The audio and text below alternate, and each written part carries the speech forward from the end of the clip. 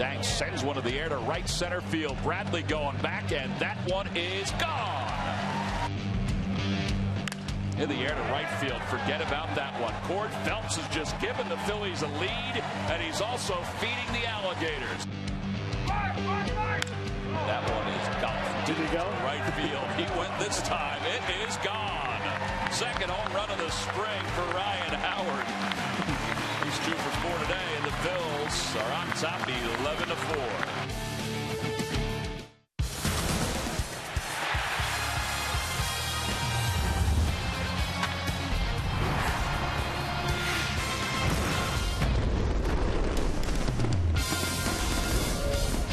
The Phillies had their hitting shoes on yesterday when the Boston Red Sox were in town. We'll see if it can continue today as they venture into the American League East again. The Baltimore Orioles have arrived here at Bright House Field to take on the Phils. Hi, everybody. I'm Tom McCarthy, joined by Matt Stairs, who loves to talk about hitting. So that is what we'll talk about today based on what the Phillies did yesterday. You saw the home runs that they hit, but there were some other pieces that were really inviting to look at. Freddie Galvis, Chase Utley, and Odubel Herrera, who's the Rule 5 pick out of the Rangers organization. He's kind of making a name for himself. Well, he really has. And what's impressed me the first couple of weeks of spring training, his work habits, the way he approaches the game. Had a great talk with Steve Henderson today, and I said, what do you like about his approach? He says everything. He wants to learn. He asks questions. He learns how to hit the ball to left field. And we saw it yesterday in the game.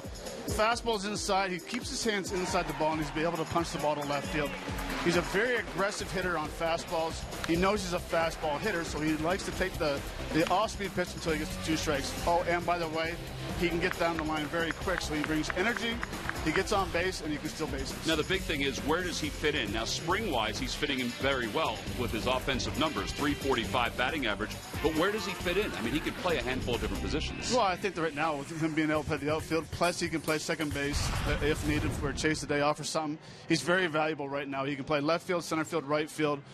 This spring training, we've seen him in center field, but he's a very good athlete. And what I liked, you can bring him in late in the game and steal bases. Well, we may see him late in the game today. He's not in the starting lineup, but he'll certainly be in the dugout. We'll see if he has an effect and if the Phillies offense has an effect today against the Baltimore Orioles. The starting pitcher today for the Phillies, Cole Hamels, making his 3rd start of the spring. He should be able to be stretched out for this outing against Baltimore. And Miguel Gonzalez, not Miguel Alfredo Gonzalez, but Miguel Gonzalez will start for the Baltimore Orioles. Well, 1915. Who remembers 1915?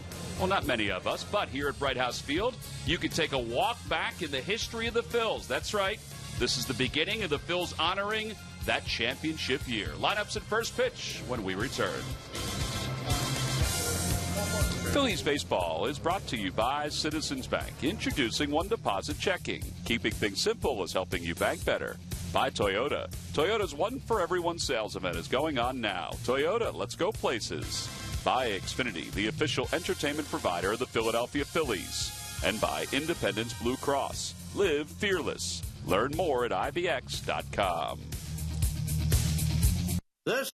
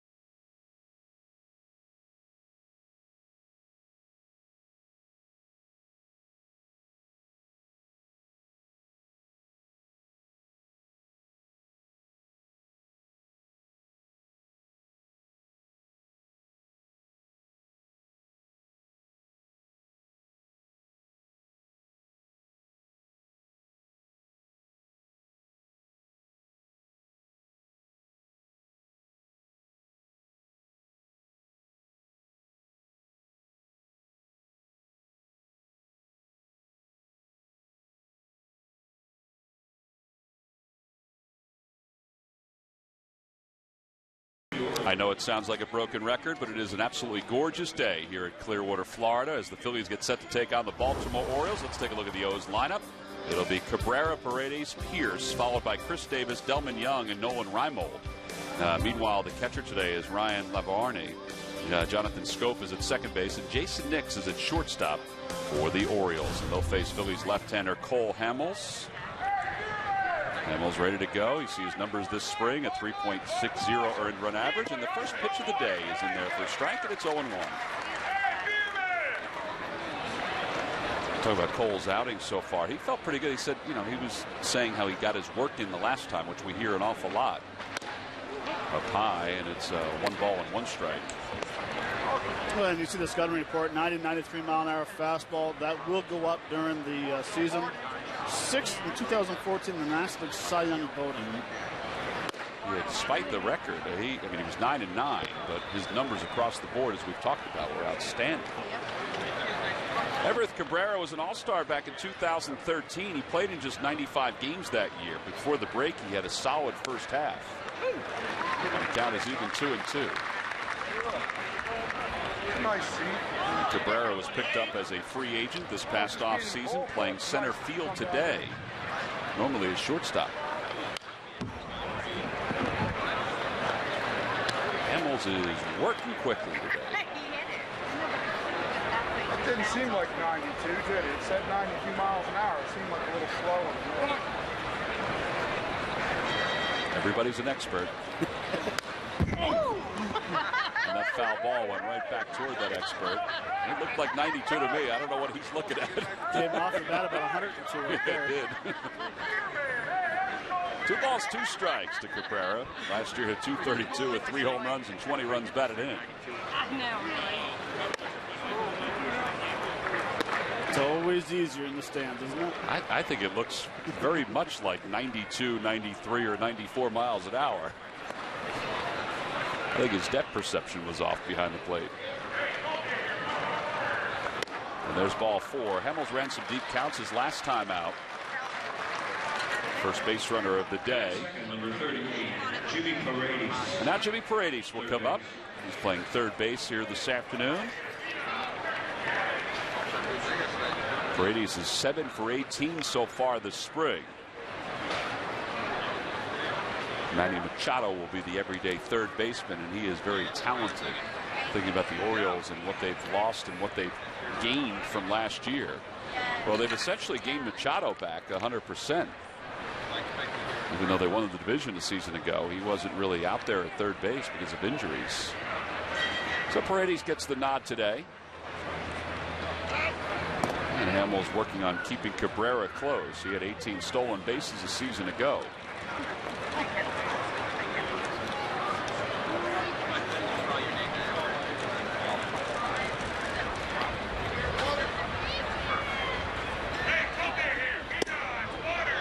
Ball inside. It's 1 ball and no strikes. Cabrera has a huge lead at first base. I had a chance to play with him in 2010 with the Padres. And he's come a long way since then. He used to be a little nervous in the base pass. Now he's very aggressive. Hamels has got him going back a little bit. Diving stop by Phelps. There's 1, and that's all they'll get. Paredes is moving up the first base line. And there's 1 away. 4-6 on the putout. A fielder's choice for Paredes.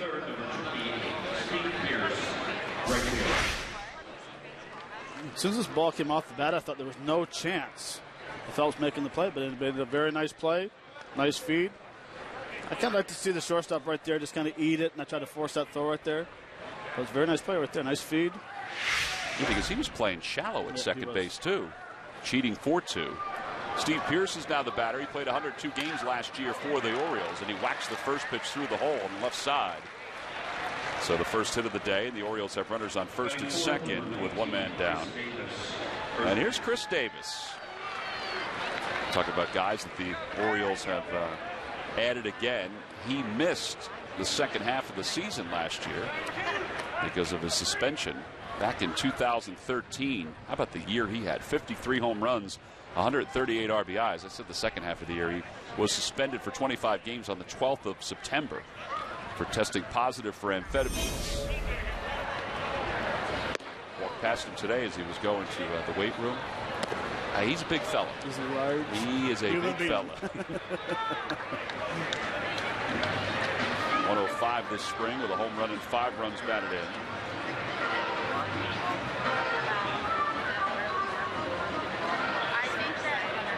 He was a special player, though, 2 years ago.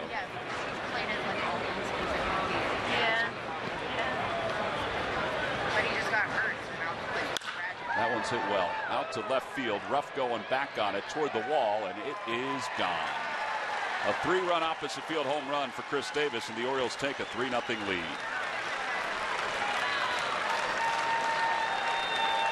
Well, that sounded like a home run off the bat. And we talked the reason why he has so much power is that's the reason why. He hits the ball to left field, center field, right field. All 3 parts of his power is everywhere. And this is a fastball low and away, outer half. And that's a good pass. That's a strong pass. And if you notice how deep that ball got back on his swing, that's why he's able to generate that so much power to left field. So a 3-run home run. Here's Delman Young, former Phil. He takes inside, 1 ball and no strikes. Delman looks good physically. And he is vying for a spot as the designated hitter for the Orioles. Not having a great spring, 1 for 16. Out of play, off to the right. Last year he had .302 with 7 home runs and 30 runs batted in.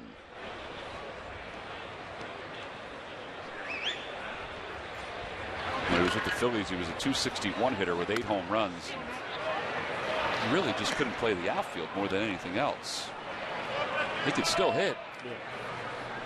He's got some thunder in the bat, that's for sure.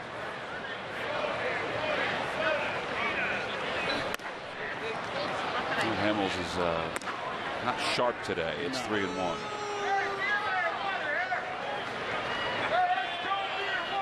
Kind of surprised that he's been messing up with his fastball, kind of mixing an off-speed pitch. He hasn't thrown nothing but fastball so far. Well, there's ball 4. It's his second walk. And another base runner for the Orioles, and that'll bring Nolan Reimold to the plate. Bob McClure is going to head out to the mound to talk to Hamels. Coy Hill's made a trip out already. Take a look at this scene. I mean, this is as pretty a setting as you're going to find in spring training. 83 degrees, very light wind out to left field, which didn't help, hurt, aid, anything Chris Davis's opposite field home run.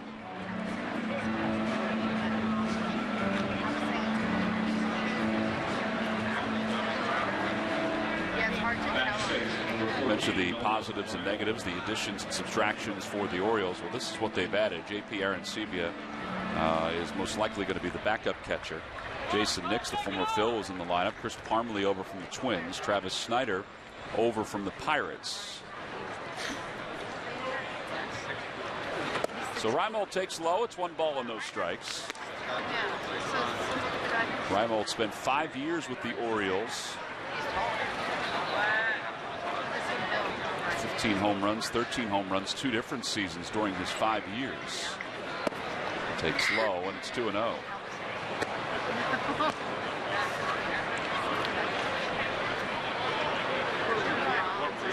Well, with the names that we saw on the list, it's going to be very hard to replace Nick Markakis and Nelson Cruz.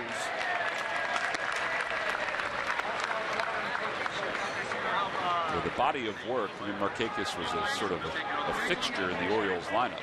Body of work is going to be tough to fix. There goes the runner. How about that? Delman Young is going. It's a hit and run, and Reimold finds the hole on the right side. That'll put runners on first and third with 1 man down. And that'll bring Ryan LaVarnway to the plate.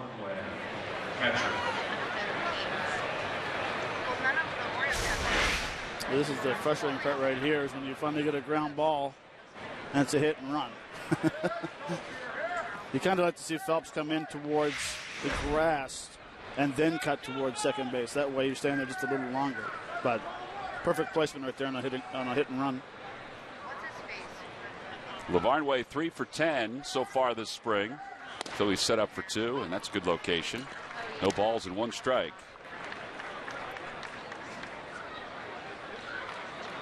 Has he thrown anything but fastballs? Is it 1 changeup so far? I think he's thrown everything, all fastballs. 24th pitch of the inning. There was a cutter.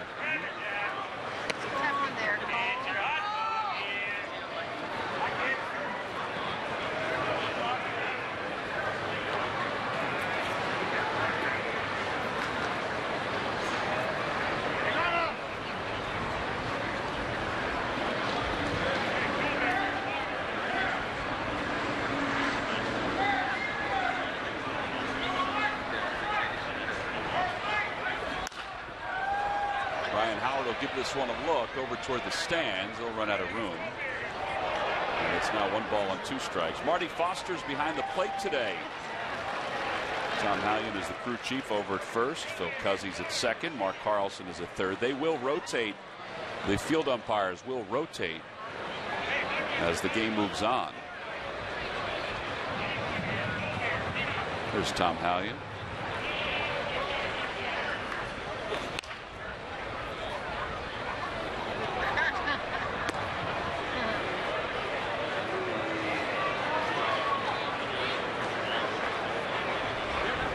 That's what's frustrating as a pitcher right there. Is you know you've struggled throwing some strikes, and you make a quality cutter right there. And Ryan does a nice job of fouling it off. Yeah, that pitch was bearing down on his hands. There's a changeup. A strikeout for Cole Hamels. 1 out, or 2 outs here in the first. Well, we just knew it was a matter of time before we saw this Bugs Bunny changeup. Good location. Ryan was thinking fastball, and he pulled the string on it. So 27 pitches in the inning for Hamels. Here's Jonathan Schoop. Schoop played in 137 games last year for the Orioles, hit .209.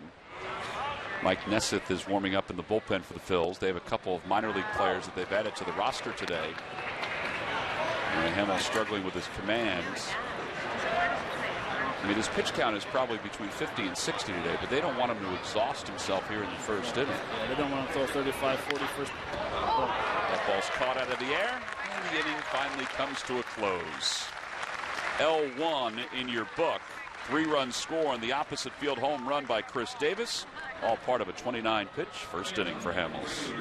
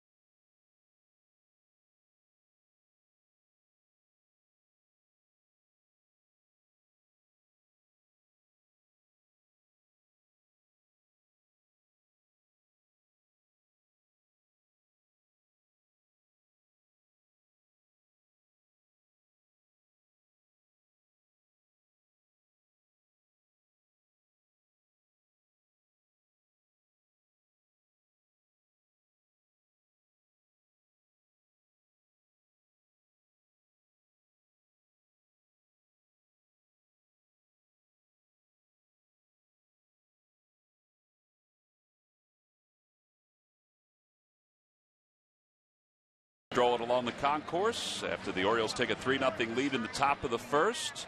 Let's take a look at the Phillies starting lineup. It's brought to you by Xfinity, your home for the most live sports. Mastriani leads it off in center field, followed by Cord Phelps and Chase Utley.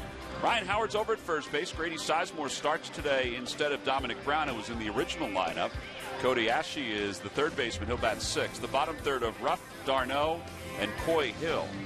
And they will face Orioles right-hander Miguel Gonzalez, the 30-year-old. Had a 10-9 record a season ago. So far this spring, he's pitched in 5 innings. He has allowed 4 hits, 3 strikeouts. Opposition hitting only .211 against him. He's won 30 games during his big league career. Matt, tell me everything you know about Miguel Gonzalez. Well, he's got a smooth delivery. 69 career MLB starts, fastball, changeup. He'll top out about 91 miles an hour. Has a pretty good sinker and a good curveball. The first pitch fastball was there at 89 miles an hour. Mastriani, who's 1 for 10 so far this spring.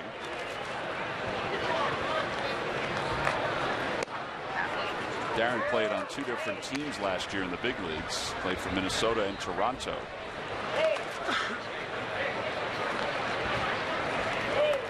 One ball, one strike. Popped him up. The second baseman's scope will give way to the snow. Taking himself, he started walking away after a moment. Now there's one out here in the first. Second, number 71, Cord Phelps, second base. And that'll bring Cord Phelps to the plate. Phelps had a good day yesterday. 3-run home run. Kind of gave the Phils the lead for good. He's a switch hitter. Overall hitting .333 with 4 runs batted in. 3 of those 4 came yesterday. Outside, 1 ball and no strikes.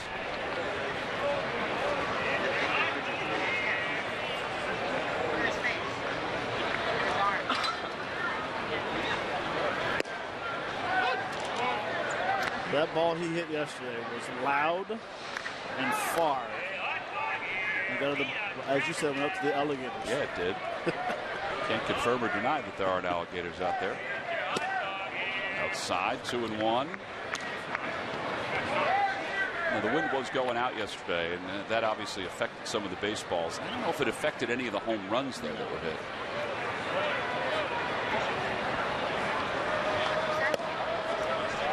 Everyone missed a little outside. It's now 3-1. Today might be a little more of a challenge, although it's not a blustery breeze. A good day to hit, Tom.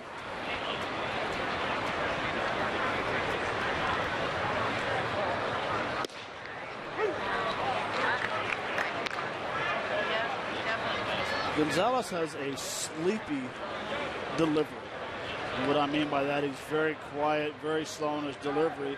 And it almost seems like he's throwing darts on you, and the ball gets on you quicker than the actual thing. That ball had some cut on it, it looked like. And there are 2 outs. Number 26. Kind of lodges his sleep right here, then all of a sudden he comes up. You know, that's a 2-seamer. Inside doesn't break a whole lot, but it's that short arm angle that he throws where the ball gets on you quick, because you try to gear up as a hitter with the guy's deliveries. If he's quiet, you try to be quiet. Well, unfortunately, he throws 91 miles an hour, and it's hard to catch up to. Yeah, I like that, though, sleepy, because it is. It's very comfortable, and then bam. As Utley takes a strike, it's 0-1. So far, so good with Chase, DHing for the 3rd time this spring. 3 for 5 so far.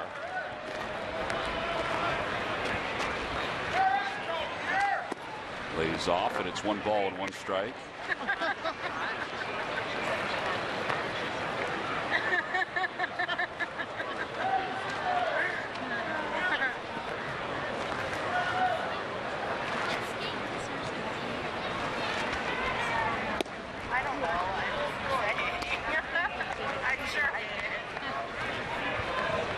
Chase said earlier he wants to see as many pitches as he can this spring training. Yeah, he plays so tight. But his first at bat, he saw 9. First at bat was 9, yep. Now he's at 4. He's seen the fastball and 2 changeups already. He was right on that fastball. It's going to be out of play. So kind of ahead of it. 2 balls, 2 strikes. Yeah, Chase.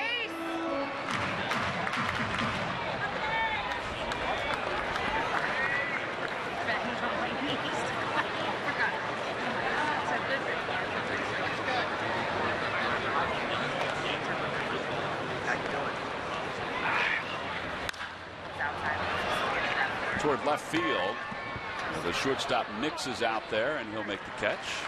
And the side is retired. So the Phillies go down quietly. They're half of the first. 1, 2, 3. We'll head to the second here at Bright House Field. The Orioles on top of the Phils, 3-0.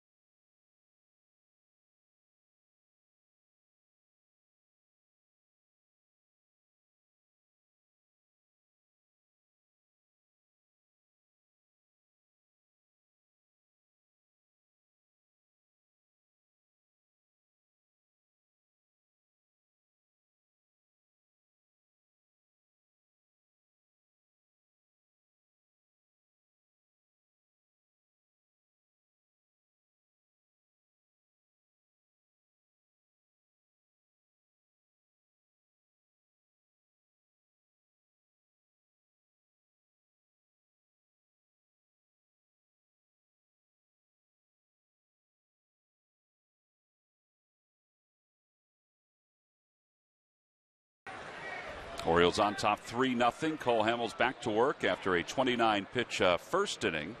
And he will face former Phil Jason Nix.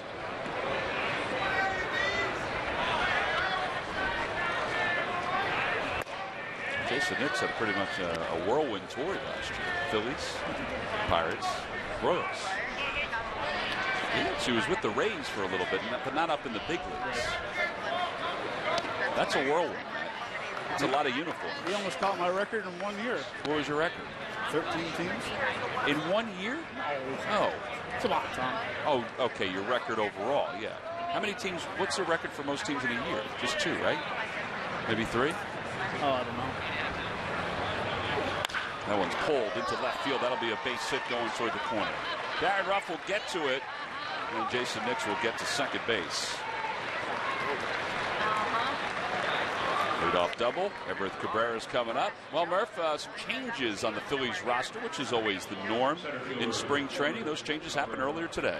Yep, you're looking at them right there, Tom. Of course, these guys, the first 4 guys you're seeing were ups and down to minor league camp. And no surprise there. Jesse Biddle, Ethan Martin, Adam Morgan, and Aaron Altherr all going down. Reassigned were Sean O'Sullivan and John Hester, but they'll be down there in minor league camp as well. And Xavier Paul was released. As I said, no real big surprise about some of those names. You know, they're obviously prospects that the Phils are very high on, but, you know, they need work at this time of the year, and they're not getting as much work as they will down in minor league camp. So you look at 2 of those guys who will be part of the Phillies rotation, they believe, somewhere in the future when you talk about Jesse Biddle and Adam Morgan, and, of course, Ethan Martin, probably a bullpen piece at some point. So going down to minor league camp, getting their work. They'll be down there if needed, but right now it's all about getting their time in and getting some work in with some of the guys down there.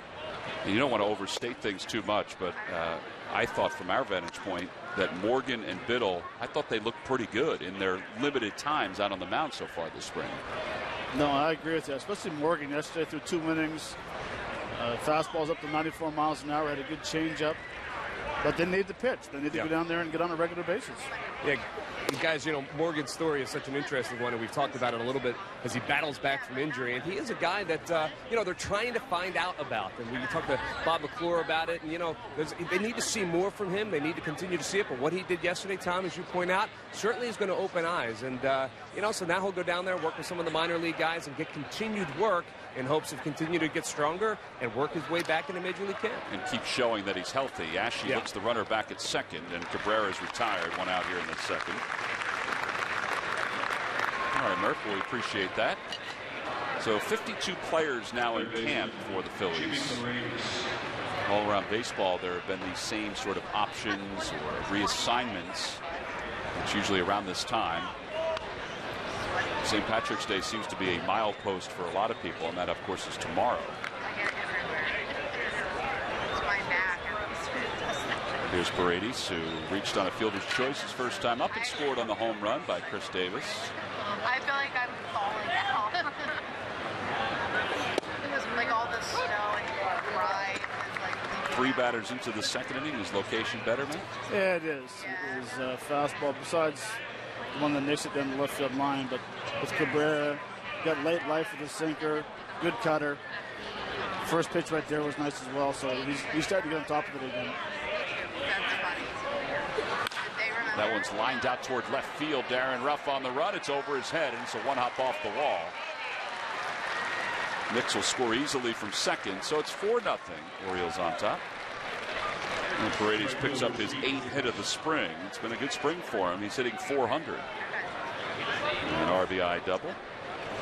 And that'll bring Steve Pearce to the plate.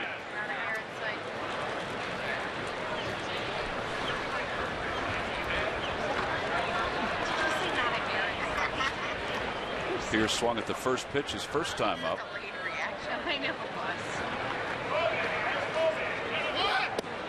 He's got a little Gary Sheffield going right now. A little bat movement. Yeah, he does. I noticed that the first at bat when I looked up, and next thing you know, he hit the ball to left field. He didn't get a chance to study his stance. So.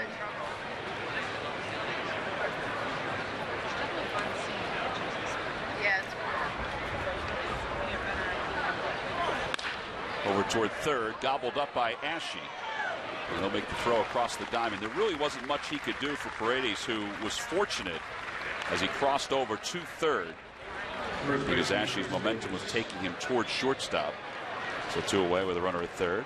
McDonald's opening night T-shirt will be given out to fans 15 and older on Wednesday, April 8th at 7:05. It's when the Red Sox are in town. It's game 2 of that 3-game series. You can order tickets by going to Phillies.com. Chris Davis hit the 3-run home run his first time up. He takes inside. It's 1 ball and no strikes.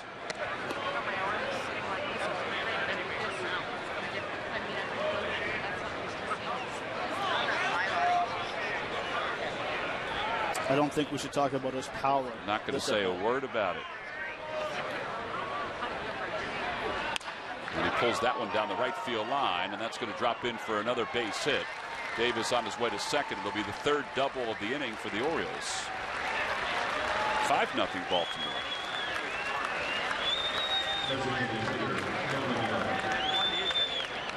And he has 4 of the 5 RBIs.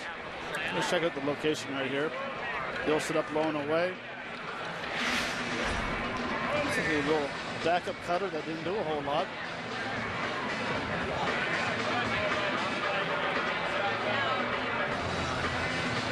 I guess the one thing you could say is that Hamill's velocity has been right where you would expect, and that would be the biggest concern. I mean, location. I mean, every pitcher has to work on location, but his track record is that that'll be fine. Yeah, he's fine. His velocity is well. I mean, right there's a good 83-mile-an-hour cutter. That's the most important thing for him. As long as his velocity is fine, he can work and have a good bullpen session in a couple of days and get back and get on top of the ball. Even his last outing, though, he was up in the zone. He was, yeah. 0-1 to Delman Young.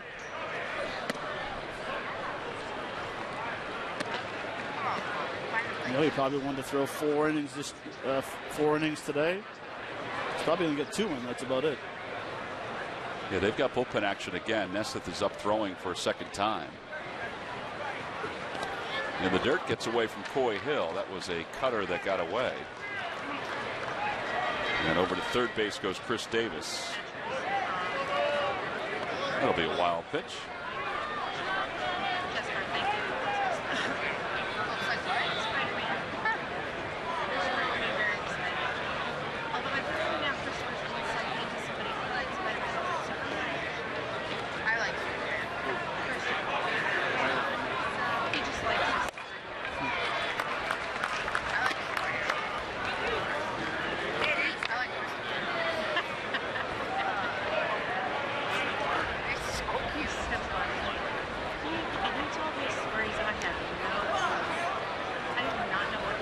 Swing and a miss. Well, the changeup is fine. At least it seems to be. Picks up a strikeout, his second of the game.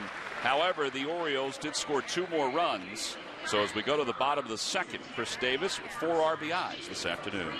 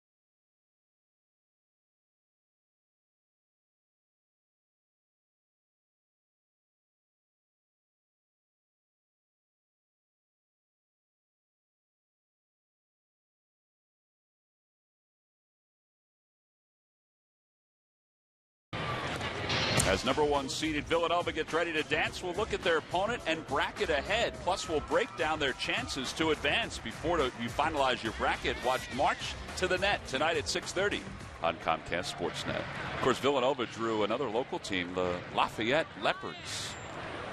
It'll be their opening round opponent, the 16th seed. Temple somehow did not get into the NCAA tournament. According to the selection committee, they used the eye test to select UCLA over Temple. Some people wonder if their eyes need to be checked. There's always that discussion. I thought Fran Dunphy handled it as you would expect, as classy as always. They were a very good team, and now they're the number 1 seed in the NIT tournament. No balls, 1 strike to Ryan Howard. As I was talking college basketball, you went because of Ryan's first swing. Yes. Very nice, very free swing. Very hitterish. Upstairs, 2-1.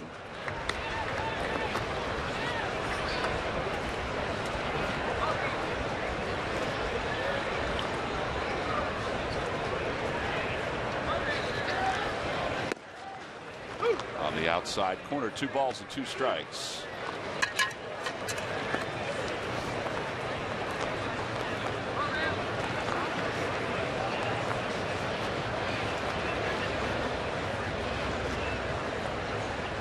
Swing and a miss. Howard has struck out. Second strikeout for Gonzalez, who is not overpowering but has very good location. Batting 10, number 24, Grady Sizemore. Grady Sizemore's coming up. Murph, Grady was not supposed to start today. It was supposed to be Dominic Brown. Yeah, we got word literally right before the game. Chris Wheeler on the PA announced just a couple minutes before the opening lineups were announced that Grady Sizemore was going to get the start in right field. We had been told it was Dom Brown. I was just told Dom Brown scratched from the game because of dehydration today. So obviously they're going to get some fluids into Dom and make sure that he is okay. So we won't see Dom today, but it'll be Grady out there in right field. Got to stay hydrated down here. It's in the mid-80s. It is warm. It's been warm the last couple of days, more so than it was early in camp. So, yeah, players are starting to feel it a little bit. Dom was feeling it today. All right, Murph, we appreciate that. Sizemore, 7 for 27 this spring. That one in the air to left field. And Reimold will settle under it. And he makes the catch. There are 2 outs. The question is, does Murph have his water with him? Murph, are you staying hydrated down there?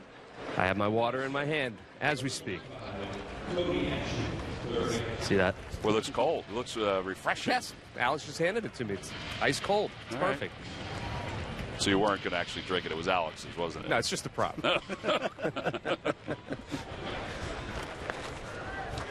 Here's Cody Ashe. Ashe 6 for 21 so far this spring. Takes a breaking ball. It's 0-1.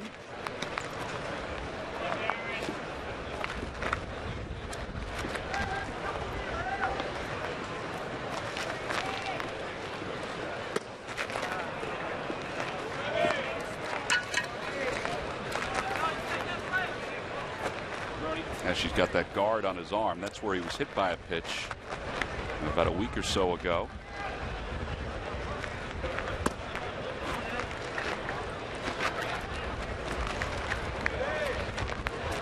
It's a pretty good chance that guard will stay on the remainder of the year.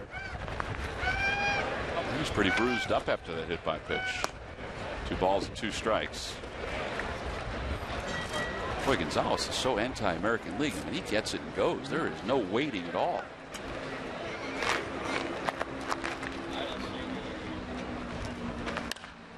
Popped him up. Third baseman Paredes into foul territory, looking where he is, and makes the catch. So 6 up, 6 down for Miguel Gonzalez. We've played 2. Murph is staying hydrated, looking refreshing down the left field line.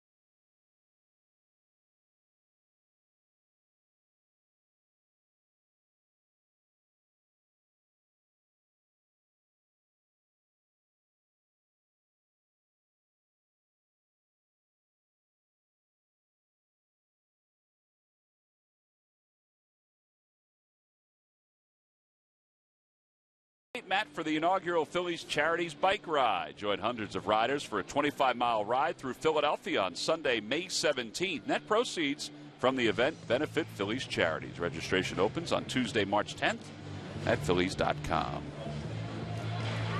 Now we go to the third, and Cole Hamels is back to the bullpen where he's going to work on some things.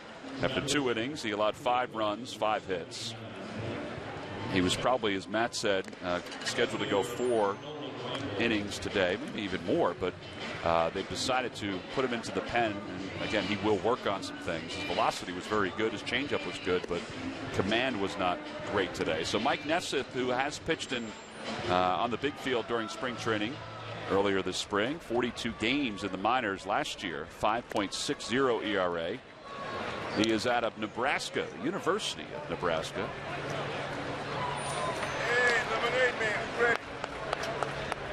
So he's going to pick up for maybe an inning or 2. Phillies have added 3 guys from minor league camp, including Neseth today. The other guy they've added is Nick Hill, a veteran of the minor leagues.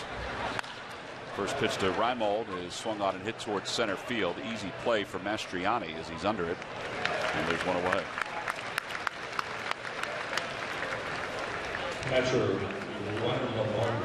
And here's Ryan Lavarnway for the second time. He struck out his first time up.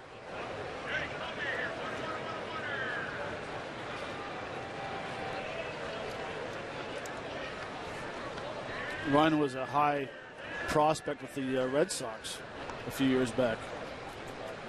They seem to have a lot of catching prospects. Yeah. Which is on the inside corner. It's 0-1. Well, Matt Wieters is the pride of the Orioles catching, and he's coming back. He's coming back from injuries also. Yep.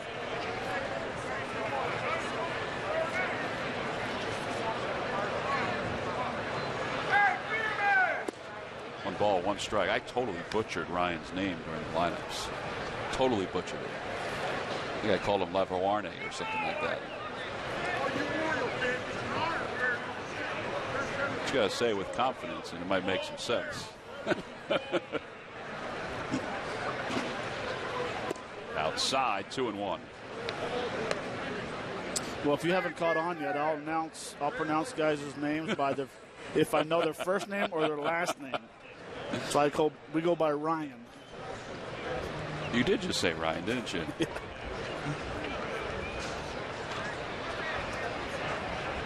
Breaking ball, and that's in for a strike. It's 2-2. Neseth last year pitched in 38 games for the Reading Fightin' Phils. He was 2-5 with a 5.24 ERA, and then he went up to Lehigh Valley. He started 1 game, pitched in 4 overall.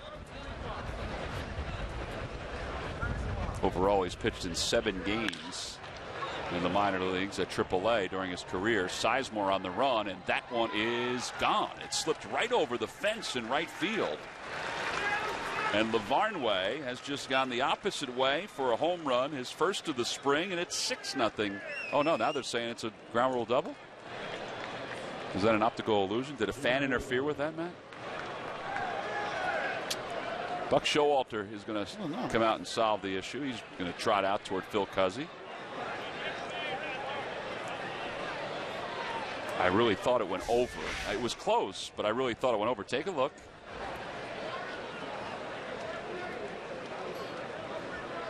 You know what? I can't tell. It hit the top of It hit the top of the fence. Yeah, the top of the fence and went over. She's going to pick it up right there. She's picking it up. Oh, wait. Where's she picking it up, though? Is she picking it up on the other side? Other side of the fence. Yeah, so it hit the yellow line and then went back in. All right. So Phil Cuzzy made the right call.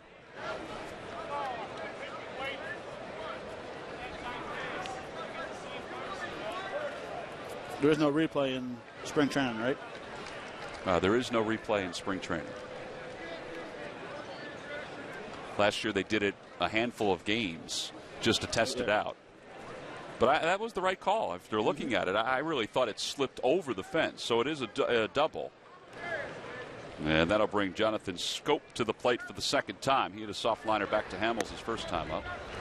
1 ball and no strikes. Let me tell you, that's some pretty good eyes by Phil Cuzzy to be able to see that. I mean, he went out a little bit, but that's some pretty good eyes.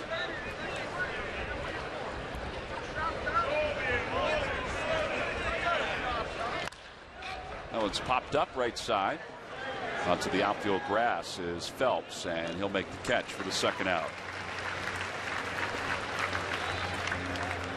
Shortstop, Jason Nix. Neseth so far this spring has pitched in 3 games for the Phillies. One here at Bright House Field, the other one on the road. 3 earned runs in now 2 2/3.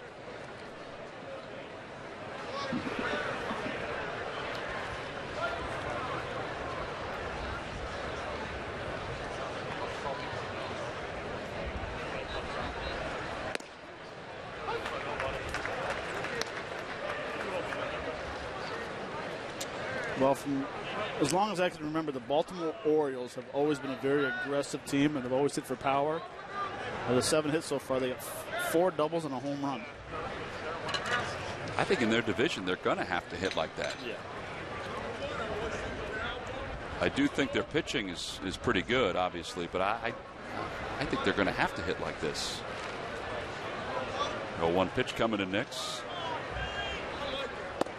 Plus, they have a great ballpark, and it is a hitter-friendly ballpark. Well, I think every ballpark in the American League East is a good ballpark to hit in. Toronto, Boston, New York, Baltimore, Tampa. Is Tampa a good ballpark to hit for offensive? Yeah. Yeah. Any place that's a dome and you have that fake AstroTurf or whatever on the ground. Okay, yeah. It's all good places to hit. Well, we take a look at our Toyota report. The Orioles led the majors in home runs with 211. Again, that's, without Davis for the last 3 weeks of the regular season, without Machado for a good portion of the year, without Wieters. With Nelson Cruz. 2-1 pitch. Broken bat, looper out to left field. That's going to drop for a base hit. Be another run for the Orioles. Nix is going to stop at first. An RBI single. It's 6-0 Baltimore. And Nix is 2 for 2.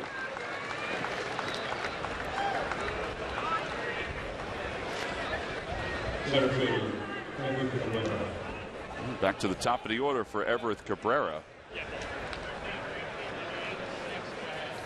He walked his first time, grounded out his last time. Not a good sign when the leadoff hitter for the visiting team is up for the 3rd time. In the 3rd inning. And your 7, 8, 9 hitters haven't been up yet. Yeah, that's usually a pretty bad pattern for a team whose 7, 8, 9 hitters haven't been up yet.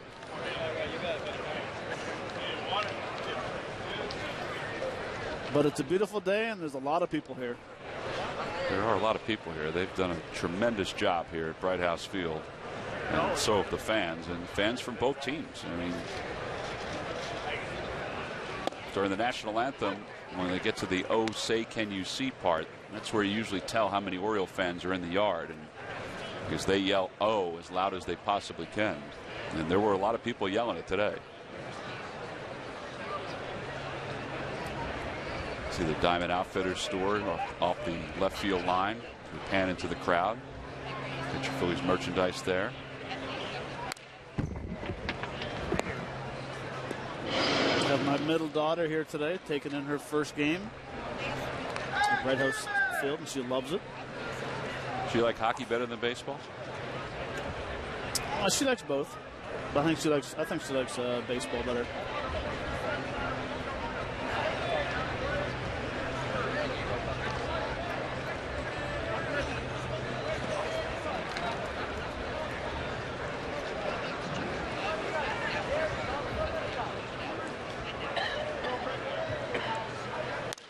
Slapped it the other way. That's a fair ball. It's going to scoot down the left field line. Ruff will play it off the half wall and get it in quickly to second base, but the throw is offline. And it'll be another double for the Orioles. And that puts runners on second and third. Well, they had him with a good throw. Although I should say it would have been close with a good throw. He certainly had enough on the throw. He's got a strong arm. He plays it nice off the carom, comes up strong. Oh, yeah, I think he would have been out if it was on online.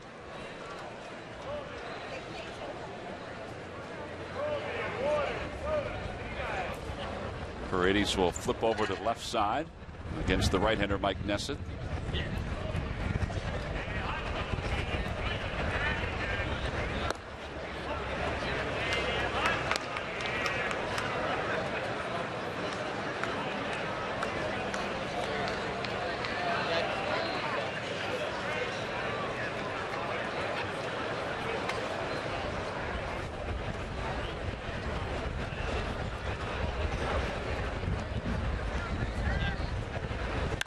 That ball's hit well. Out to left field, Ruff on the run, and it is gone. Another opposite field home run. It's the second one to left field today. A 3-run shot, and the Orioles are coming out swinging this afternoon. They have a 9-0 lead here in the third.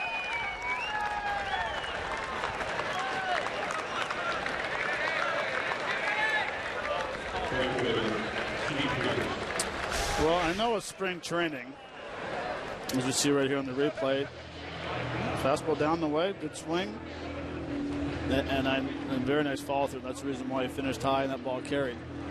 I know it's spring training, but you've given up 10 hits, 7 extra base hits. Somebody's tower's got to get buzzed? No, not necessarily. You need to start establishing fastballs inside. Yeah.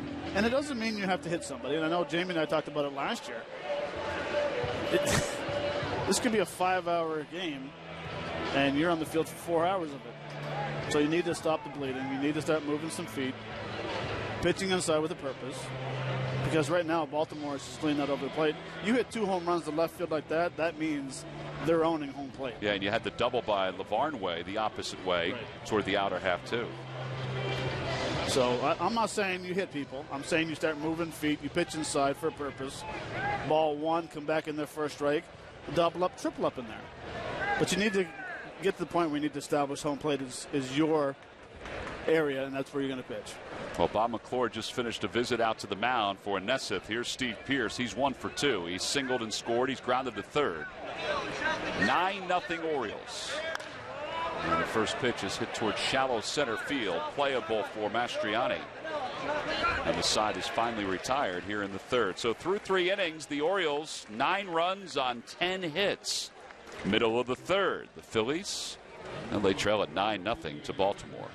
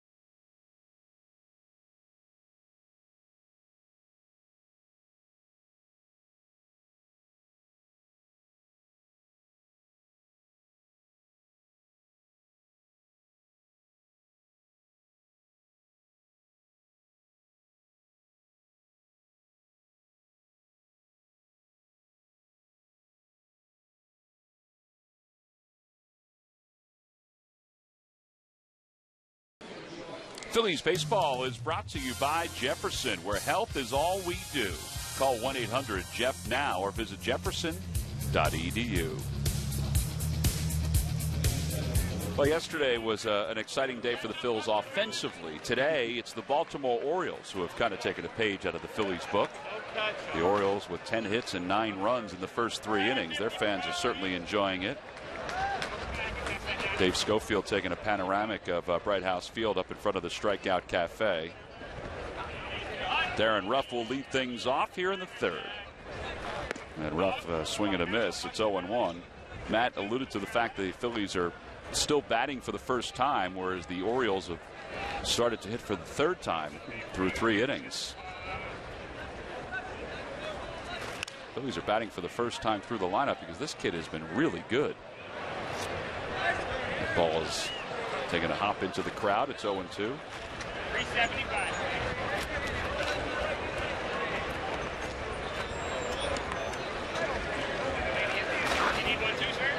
So Ruff will go back. His bat is waiting for him as he arrives back at the plate.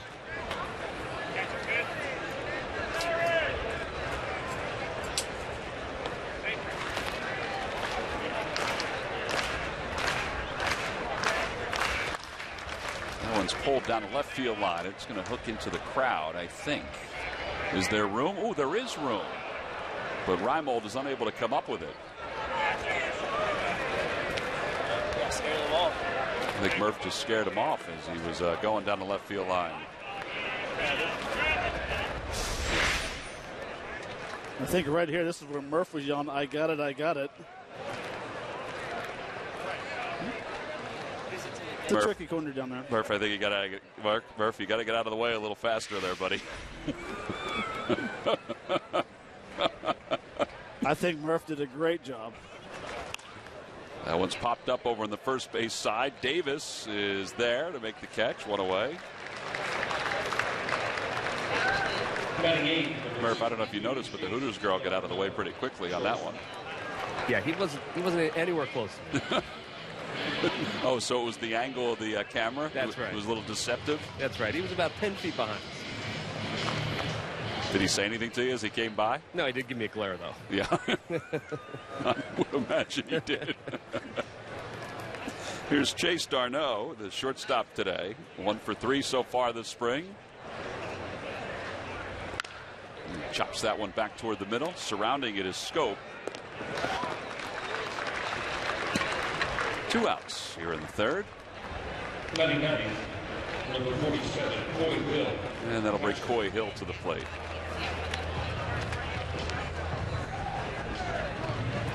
Coy Hill has played parts of 11 years in the major leagues. Is that remarkable? Most of it with the Cubs. He's done a very nice job as a backup as well. He has, and honestly, offensively, he's 0 for 8 this spring. But when he's been in the game, he's been in with a lot of young pitchers. I mean, today he started with Hamels out on the mound. But I think he has handled those young pitchers with the way they've thrown, the pitches they've thrown. I think he's done a really nice job with them. No, he has. And that's nice to have a veteran catcher behind the plate, knowing how to call games and keeping young guys on the mound under control, really.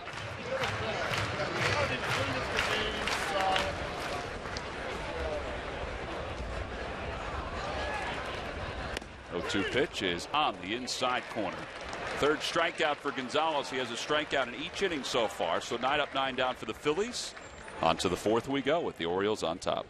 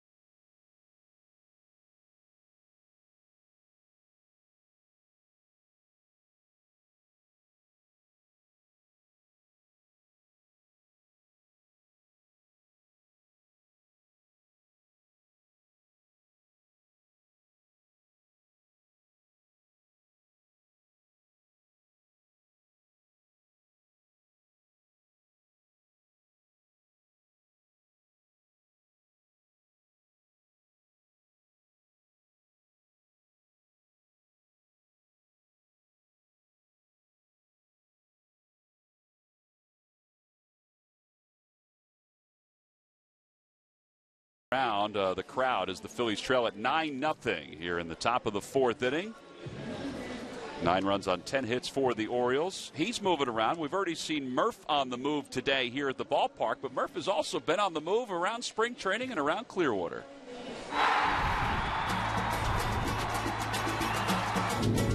All right, guys, we are on the south side of the Sand Key Bridge. You take a look right here. Originally built back in 1960, it was a drawbridge, but they had to scrap that, and in 1994, they rebuilt it.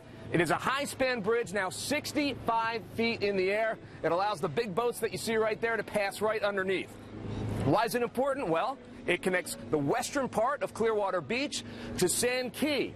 And the important thing to remember if you come down here, if you want to visit Tom McCarthy or Ben Davis, you're going to have to go over the Sand Key Bridge. Well, Murph, that is true. That's a beautiful sight right there. It was. The boat's passing underneath there. Yeah. Did you realize there was that bird over your shoulder just hanging out? Were you concerned about that at all? We put the bird there. Oh, you did? Asked him to hang out there for Another us. prop. Murph's using props all over the place. Very aesthetic. So, you know, I was going to give out your address, Tom, so if folks wanted to come down and visit you on the Sand Key side of things. Give the address out that I had last year because it changed this year. I thought you were going to tell me that's where Ben is now. Yeah, well, that's true. I could do that. Yeah. But it is a great place, as we've said, and I know that we kind of bask in it a little bit. And it's true. I mean, it's a beautiful place for spring training. It's a beautiful place to vacation. There is a lot of traffic at this time of the year, but hey, we're from the Northeast. We know a lot about traffic, so it's no big deal. Absolutely.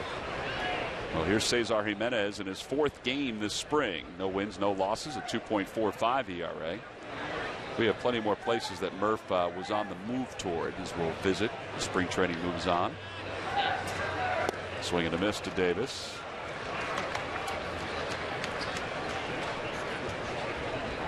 Davis today is 2 for 2, a 3-run home run and an RBI single.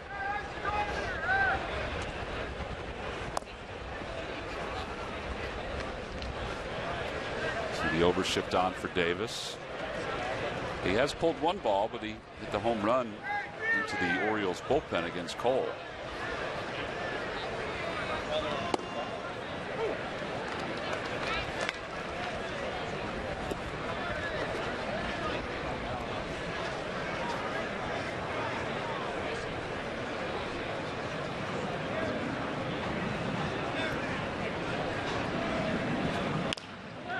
Ryan Howard with a big hop.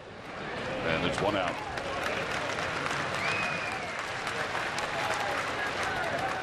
Designated hitter, Delman Young. Here's Delman Young. He's 0 for 1 with a walk. By the way, Ryan today, very early, about 8 o'clock this morning, was out on the adjacent half field working with Larry Boa and Mickey Morandini, just as Mickey talked about yesterday, working on that play right there. Other plays where he's moving left to right, but more importantly, you know, he had an error in yesterday's ball game where he threw a ball into left field, and he had one clean play earlier this spring on a similar situation. But he was really working today on that play, trying to get crisper on getting the ball out of his glove, getting the angle he wants, but really throwing the ball and leading the ball to the bag where he needs to. Well, and it's all with confidence and knowing that any ball that hits that towards you with a man on first base, you're not going to hesitate to throw to second base. And I think he got in that problem last year where he had some opportunities to throw to second base and he just kind of ate it and went to first base. So he's been working hard at it. Every time I see him, he always jokes to me and says, just a flip of the wrist. That's all it is a flip of the wrist. You know, so he's been working on things. He's been working on a lot of things this spring training, and he's been doing well at it. Ground ball foul. It's 2-2. How hard is it? I mean, he's been around for a long time, but how hard is it to refine your mechanics when you've played a position as long as he has? I don't think it's very hard. I think the biggest thing for him is just getting his arm slot back, getting his arm back up. He got a little lazy and he was dropping down, which caused the ball to tail away from the infielders. And honestly, I think with being healthy with his Achilles, his knees, he feels good. Now he's being able to get back and throw. Yesterday it was just a bad throw. Bad throw, right. You know, that could have slipped out anything. But I think if you watch how he throws the ball around, he has proper technique now. And it all has to do with his lower half, and that's why we see him moving well and swinging well.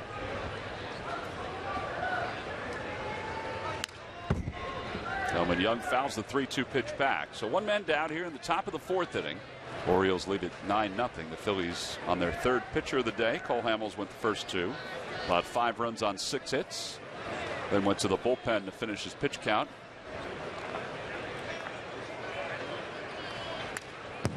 And Young fouls another one off.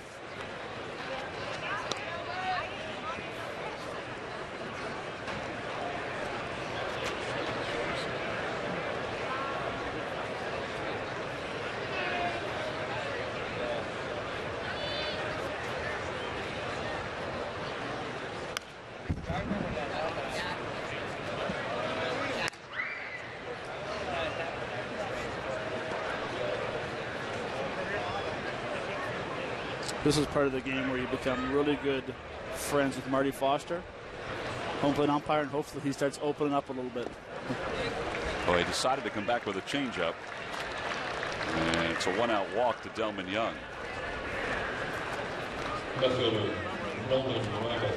And Nolan Reimold, who's 1 for 2, will be the hitter. All right, well, Delman was off and running earlier on a hit and run with Reimold at the plate.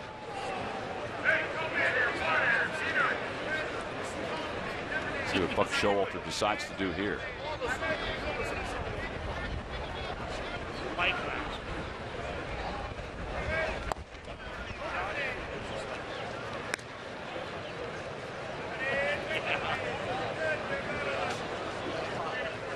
You better not let him run. I was going to say it's 9-0, 9 runs on 10 hits. I don't think he's going to do a hit and run.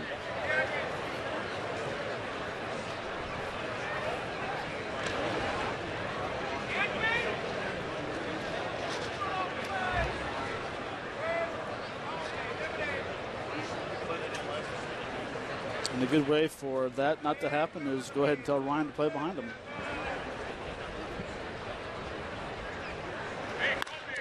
Fly ball left center field. That's pretty well hit. Mastriani's on the run, and that one is gone. A 2-run home run for Nolan Reimold.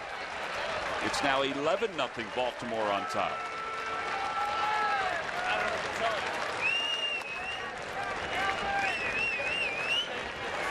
Well, they had the most home runs in the major leagues a season ago. And they are squaring up some baseballs here today against the Phils pitching. Oh, that's just a nice, easy swing. Hands back, foot down early. Finished high. Backspin. 2-pointer. Whew. Here's Lavarnway. Breaking ball, and it's 0-1. Did you look at me for saying a 2-pointer? Yeah. 2-run homer. Oh, okay. I didn't know if there was something else. I thought that was too easy for me to get. But then I thought there was some other basketball lingo. Season, I got to jump in somehow. Well, I thought that's what I was wondering. I thought you were trying to sprinkle a little basketball knowledge out there. Because I would have thought that was going to be a 3-pointer at that one. 1 ball, 1 strike to Lavarnway. 1 for 2. He doubled and scored his last time up.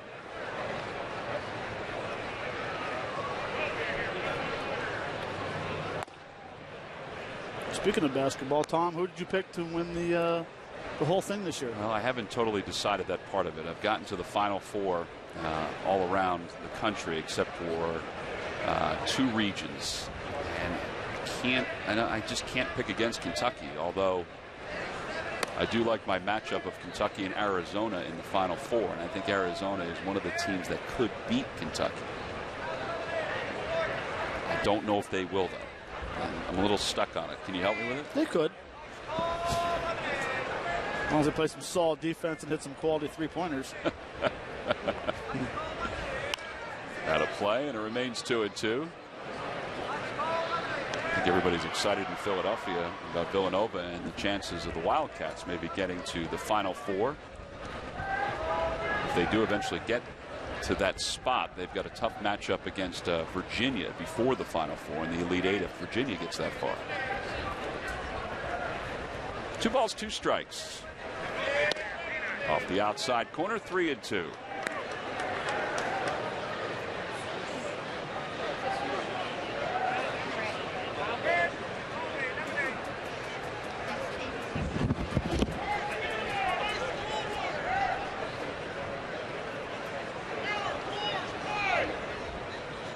That one's pulled foul down the left field line.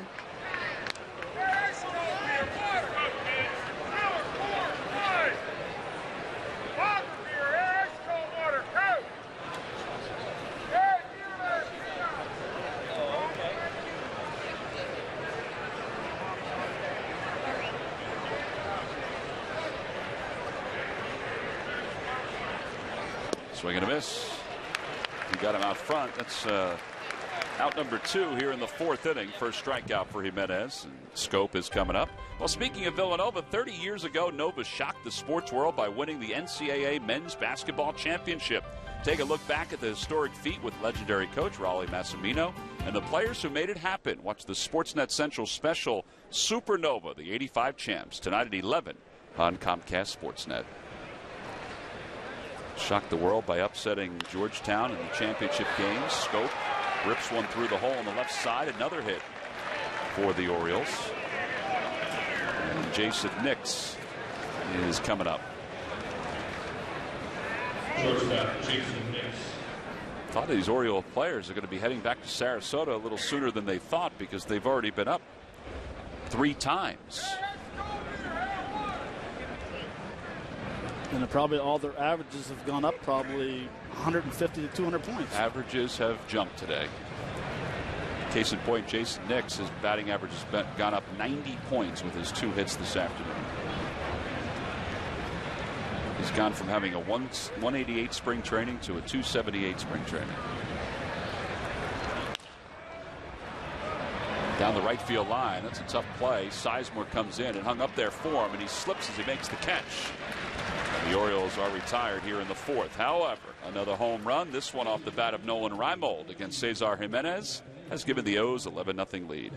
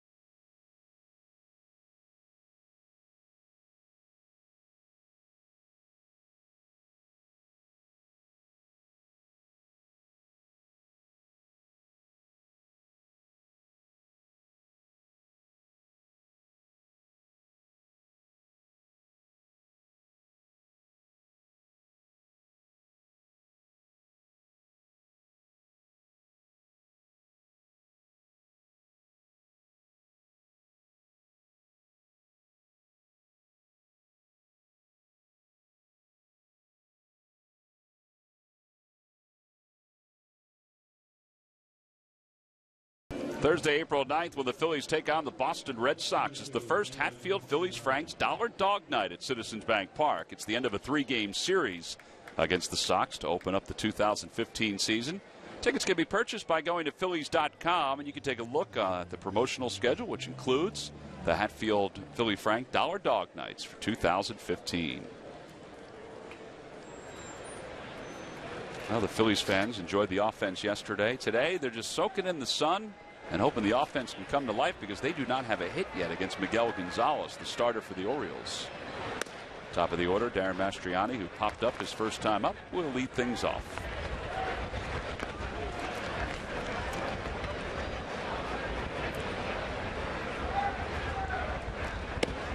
Outside, 2 balls and no strikes.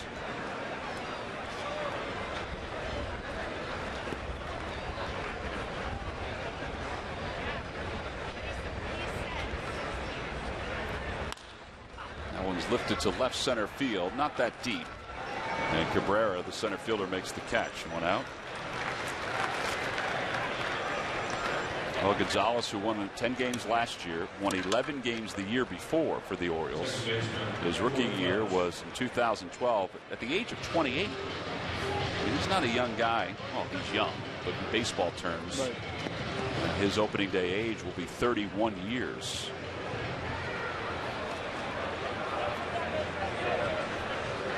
But he has been efficient today. I mean, he's been right on target.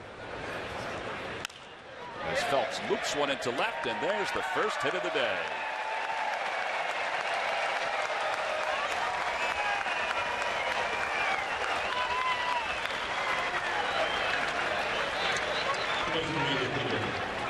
Well, he's gone through the order so far with the first 10 hitters with basically using fastball. He's thrown a couple of changeups to Chase, to Cody Ash. He's thrown 1 or 2 curveballs, but really he's been spotting that fastball. Very nice, in, out, up and down. We mentioned he's not a big guy. He's listed at 6'1", but his fastball has been settling in at 91, 92 miles an hour. Utley fly to left his first time up, and he takes strike 1. Well, that's the key right there. He is throwing strike 1.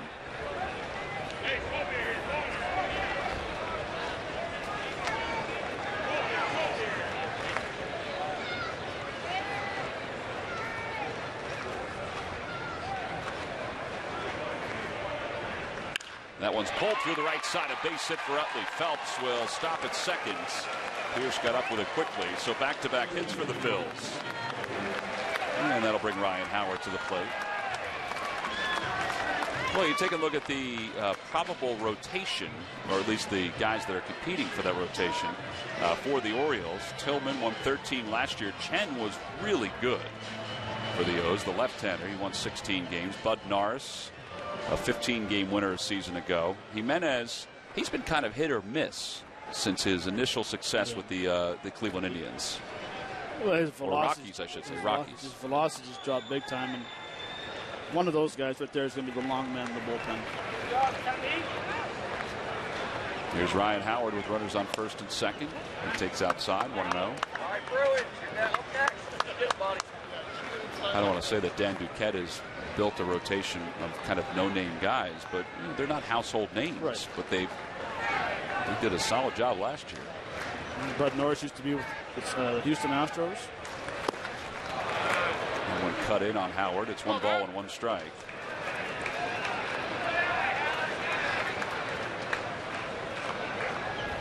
Dan Duquette's a smart man. He was my first GM back in Montreal. I was going to say, why? Because he picked you up? No. He let me go. But then didn't he pick you up again with the Red Sox? No, he came afterwards. Oh, okay. Yeah, I picked him up. I told him to go sign him. 1 ball and 2 strikes to Howard. 2 runners on, 1 out here in the bottom of the 4th inning.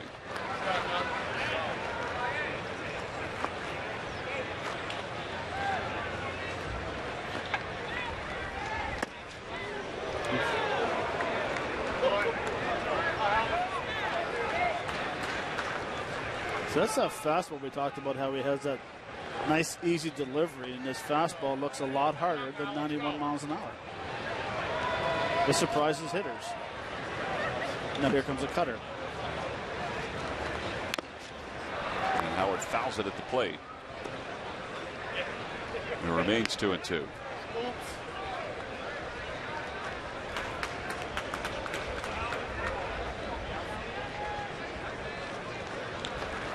Good sequence right there. Threw a fastball inside. Close. Could have been a strike. Come back with a cutter. Now you think you have to protect. You're going to swing over top of it. And he pulls it into right field, a base hit.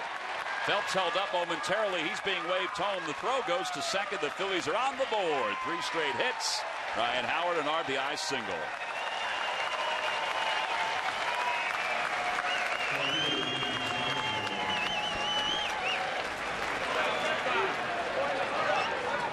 And Ryan Howard's day is done. McGinnis will come in and pinch run for him. Now, I've talked about this over and over in the last few days, and it's just amazing how long his bat goes through the zone now. Last year, that is a rollover to first base, possibly double play. But now he's getting in a good position with his head, his body. His barrel's going through the zone where he has a chance to drive the ball. It's nice to see him picking up these RBIs, even though it's still early in spring. So McGinnis takes over at first. Utley's at third. Brady Sizemore is the batter. And Sizemore pulls it under the glove of Davis into right field. Utley's going to score. McGinnis on his way to third. Oh, he held up. He may have slipped, actually. I think Pete Buchanan maybe put the stop sign up, and that caused him to put the brakes on. And really, in that situation there, the ball's hit behind you at first base. He would have to take a perfect throw to throw it to third base.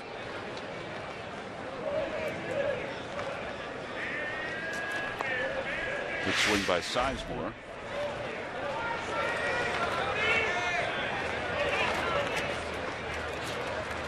And now Cody Ashe popped out his first time up.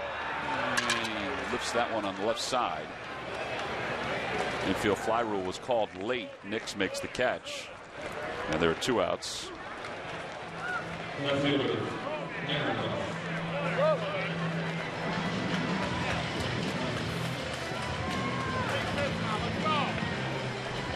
And that'll bring Darren Ruff to the plate.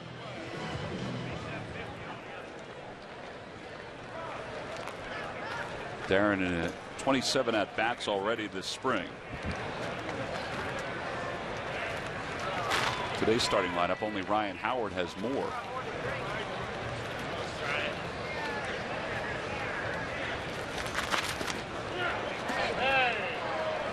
Home plate umpire says that Ruff went on that pitch.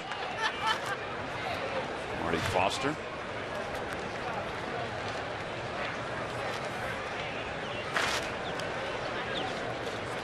Would that be 11-2 check swing?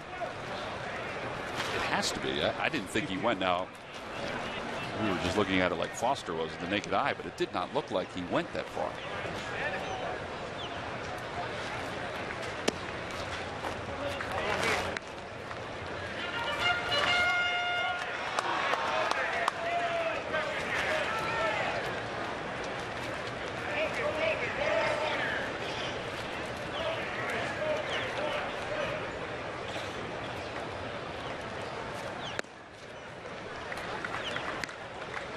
Two balls, 1 strike. The scoreboard here at Bright House Field reads 3-0. There's Dylan Bundy warming up in the pen.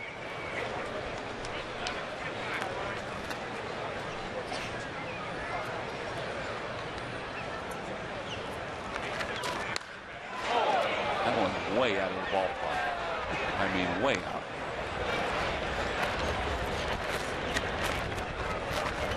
One of the backfields may have been in trouble with that one.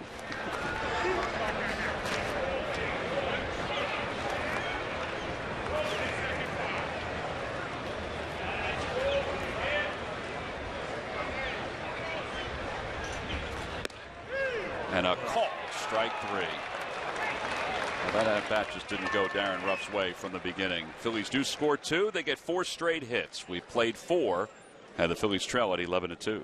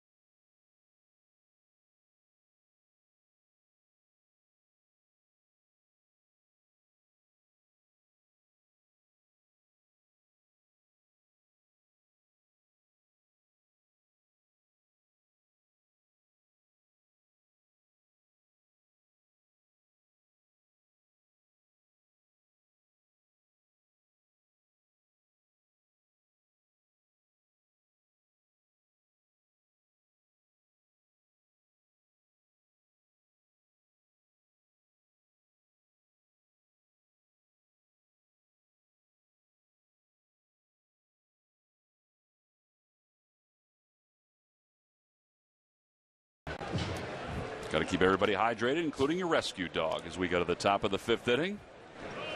It is 11-2. The Orioles on top. Pretty good apparatus right there. A mobile ball. As Everett Cabrera takes the first pitch from Cesar Jimenez down low. 1 ball and no strikes. Cabrera doubled his last time up and scored. He walked his first time up. And he slaps that one down the right field line. That'll be in for another extra base hit. Extra base hits everywhere for the Orioles. Cabrera's thinking about 3. Sizemore had a little trouble with that ball. It didn't exactly pop out of the corner. So that's his second double of the afternoon. Or second extra base hit of the afternoon. A double and a triple.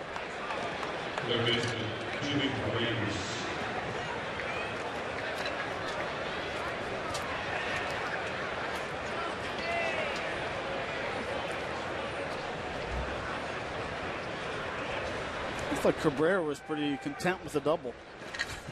Yeah, it wasn't until he looked over at the third base coach's box before he was brought over, enticed to go for 3. So Paredes is the batter. He has scored 3 runs today. He's driven in 4. And he whacks the first pitch foul off to the right. No balls and 1 strike.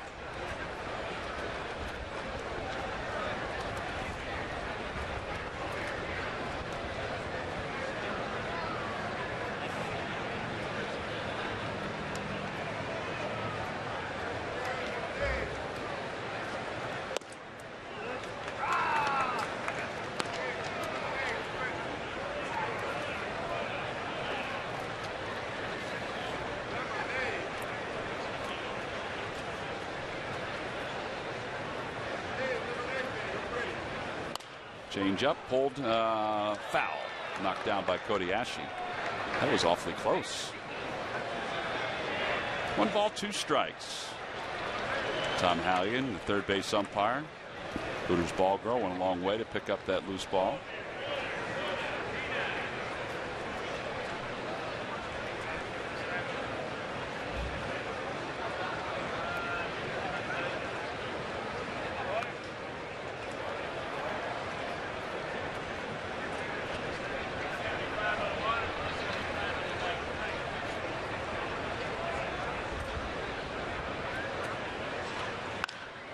Toward left center field, Mastriani on the run. Tagging from third is Cabrera. And this will be the 12th run of the day for the Orioles. A sacrifice fly for Paredes. And he has 5 RBIs. Well, 12 runs on 13 hits, Murph, and it began with Cole Hamels, who allowed 5 runs on 6 hits in his first 2 innings. What do you have to say about his outing? Yeah, he spoke to reporters just a couple of minutes ago, guys, and he said, you know, like you were talking about, hey, the velocity was there, and he said, you know, for him in spring training, honestly, it's about an agenda. That's the word he kept using over and over. He has an agenda, what he wants to do while he's out there on the mound in spring training. He said, you know, to get to where he needs to be in the regular season, he has to stick to his plan here in spring training, even if it's not going right, which it wasn't going right this morning or this afternoon for him. But all in all, he said, you know, he'll get to the place he needs to be. He understands. He said, I understand it's frustrating for fans who are out there watching this, and as another one is going to leave the ballpark, guys. That one's going to leave it a long way. In a hurry. He says it could be frustrating for the fans to, you know, to watch a game like this, but at the end of the day, he said as long as he's where he needs to be when it all gets started in April, then he'll be all right with that. So pretty good spirits for Cole Hamels despite struggling a little bit this afternoon. All right, Murph, we appreciate that report. Pierce hits the 4th home run of the day for the Orioles. Matt, they have 14 hits and 10 are extra base hits. Well, we mentioned it earlier. That's the way that Baltimore, their approach is. It's almost the same as the Toronto. It's the National American League East approach. They swing hard, hit doubles, and try to outscore you by a lot of runs. And you talked about trying to get the ball in a little bit more, and they still haven't really done that here this afternoon. 1 ball, no strikes to Chris Davis. Wow. And Davis hooks one into right center field. Mastriani comes on, and he knocks it down on 1 hop. He kind of took a step back a little bit off the bat. But for Davis, that's his 3rd hit of the day. He came in hitting 105. hit the big swing. He had the one little step backwards, and I think that little step back cost him to get close to the ball. Right. I'm not saying he would have caught it. Davis was 2 for 19 coming in. He's now 5 for 23.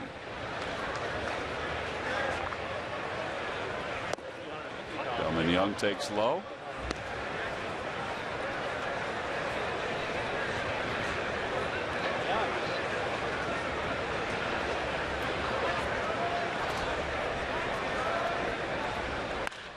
Oh man, that's a bullet. Hit to left field, another hit. Delman Young will stop at first. He's been on base 3 times.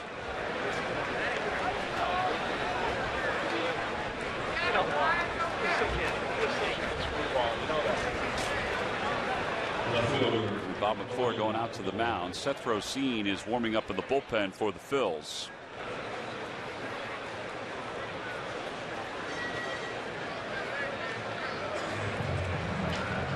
It does not look like Bob McClure is going to make a substitution here. Delman Young will exit. By the way, earlier today, the folks from the Arc of Chester County made their way down here to Clearwater, and boy, did they get a surprise. They got a chance to meet Charlie Manuel, David Buchanan, Justin DeFreitas, and Darren Ruff. We saw them as they were going up to the store, and they were excited not only for that young man to get his signed autograph by all the Phillies players all the way to the right, but they were also getting a chance to head up to the team store. Nice to see Charlie Manuel in there. Almost looked like a team photo, and Charlie was the center of attention back there.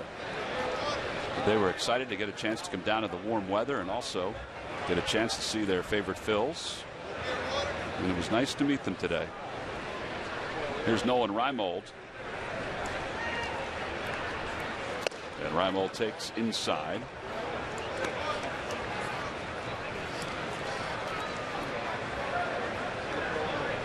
Urrutia is the new base runner over at first for the Orioles. Matt, in your case, you would want to call him Henry. Henry? 1 ball and no strikes.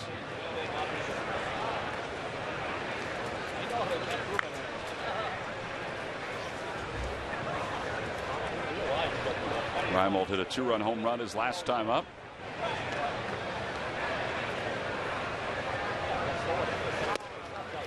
On the inside corner, 2-1. Well, they've hit everything else today. How about they hit a 6-4-3 double play?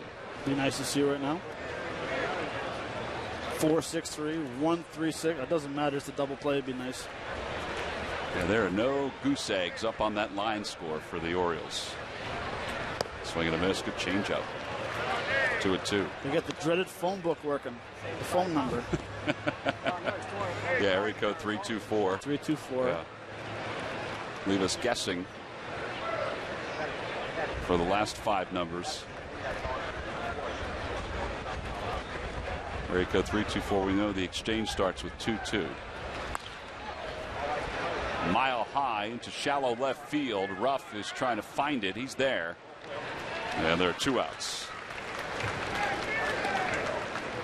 I don't know if that's easy or hard to do what Darren Ruff's doing. I mean, it's kind of a lighter blue sky. Well, luckily they have some clouds in the sky right now. A lot of outfielders will do different things. Guys will use their glove, turn sideways. You know, Darren decides to use his bare hand and shade the sun that way. Here's LeVarnway. He's 1 for 3. He doubled back in the 3rd.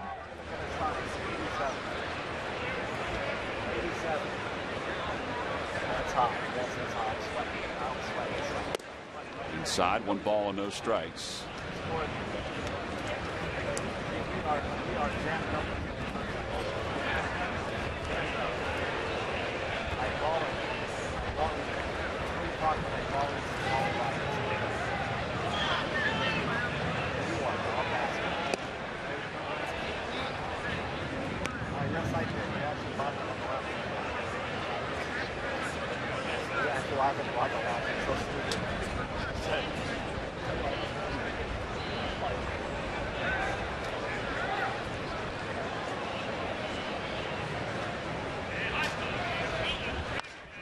Another pop-up. The shortstop, Darno, makes the call. And the inning is over after 2 more runs score for the Orioles. A solo home run, a sacrifice fly. We'll go to the bottom of the 5th inning. Orioles with 13 runs on 16 hits.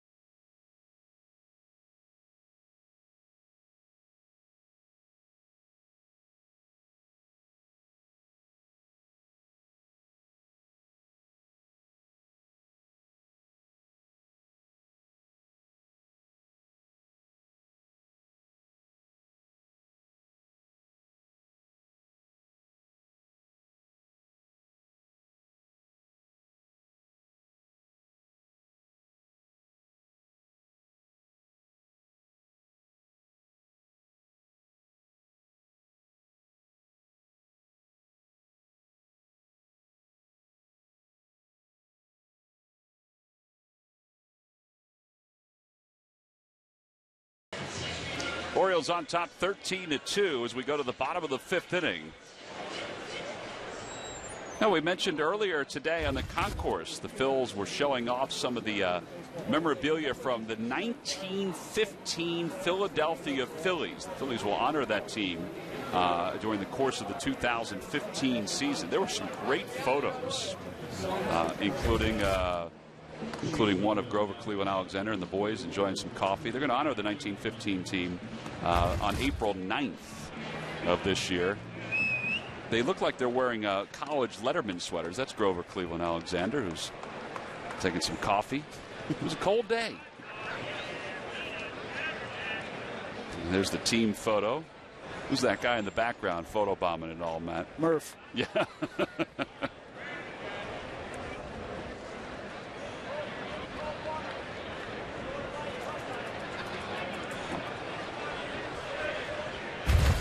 Again, April 9th is when the Phils will honor that season. Here's Chase Darno. Dylan Bundy is the new pitcher for the Orioles.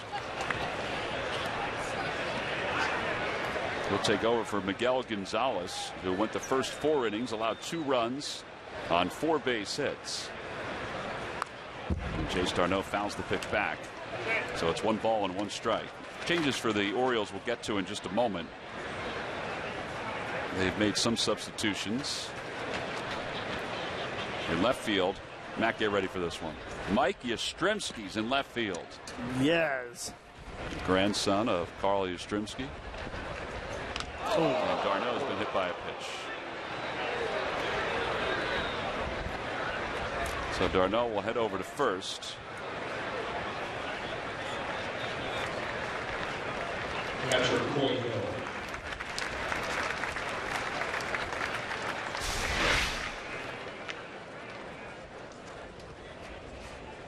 Boy, that ball just kept on running in on him.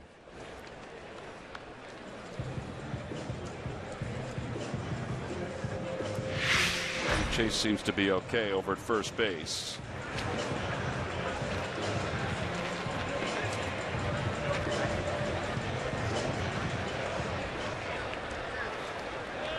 And now Coy Hill will be the hitter.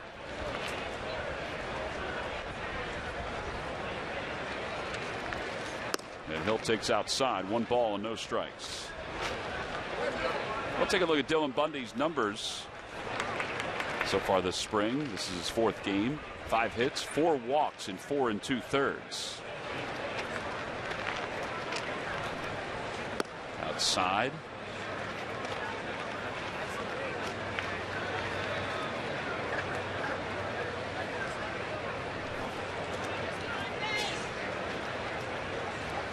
Dylan Bundy was the O's first-round pick, the 4th pick overall in 2011. Outside, 3-0. Did make it to the big leagues in 2012 as a 19-year-old. Dario Alvarez is in right field for Baltimore.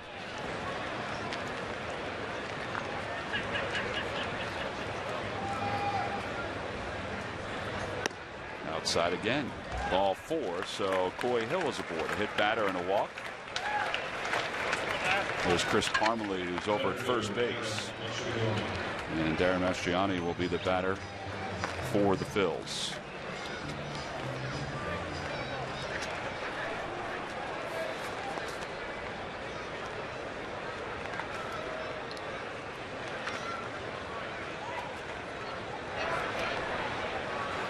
Takes a breaking ball and a good one. It drops in for a strike. It's 0-1.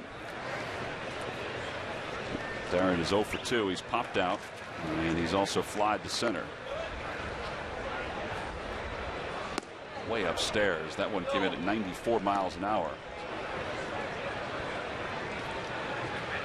Every fastball he's thrown, he's missed inside to a right-hander, or in Darno's case, he got hit in the shoulder, but just flying open just a little too early, and that's the reason why that ball continues flying up and away. You know, Bundy is the Orioles' top pitching prospect. Now he's coming back from ligament replacement surgery. He said he made it to the big leagues as a 19-year-old. He's just 22.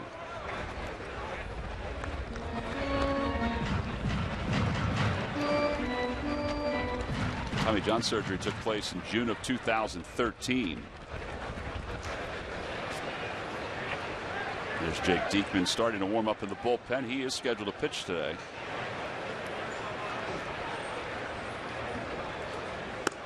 Up high, and now it's 2-2.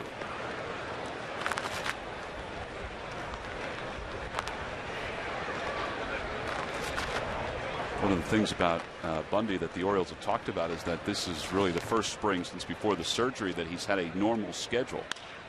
Ground ball left side, cut off by Paredes. Soft flip to second for 1. Over to first in time. Oh, what a strong arm by Scope at second base. Yeah, that'll be a 5-4-3 double play. 2 outs. This is a seed right here, man. It is, especially, that's a great feed. We don't teach that in the minor leagues or in the big leagues, but perfect feed, and it was a very strong throw. It's a great flip from that distance.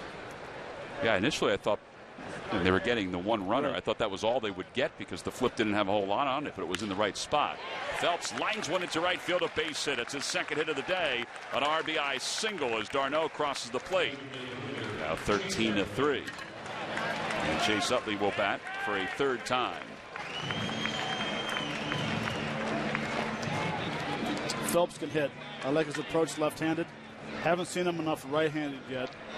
He has a very good idea what he wants to do left-handed. He's got some thunder in that bat. Nice easy leg kick, foot down early. Strong swing. I think he's opening up some eyes right now. He's got 7 hits and 18 at bats. Utley takes upstairs, 1-0.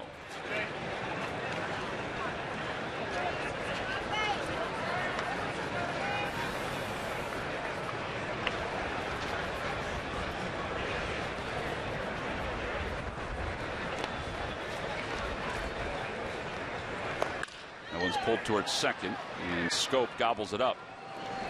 Utley running hard all the time is thrown out. Phillies do get a run on an RBI single by Cord Phelps. So we have completed 5 innings here in Clearwater, and the Orioles still lead it by 10.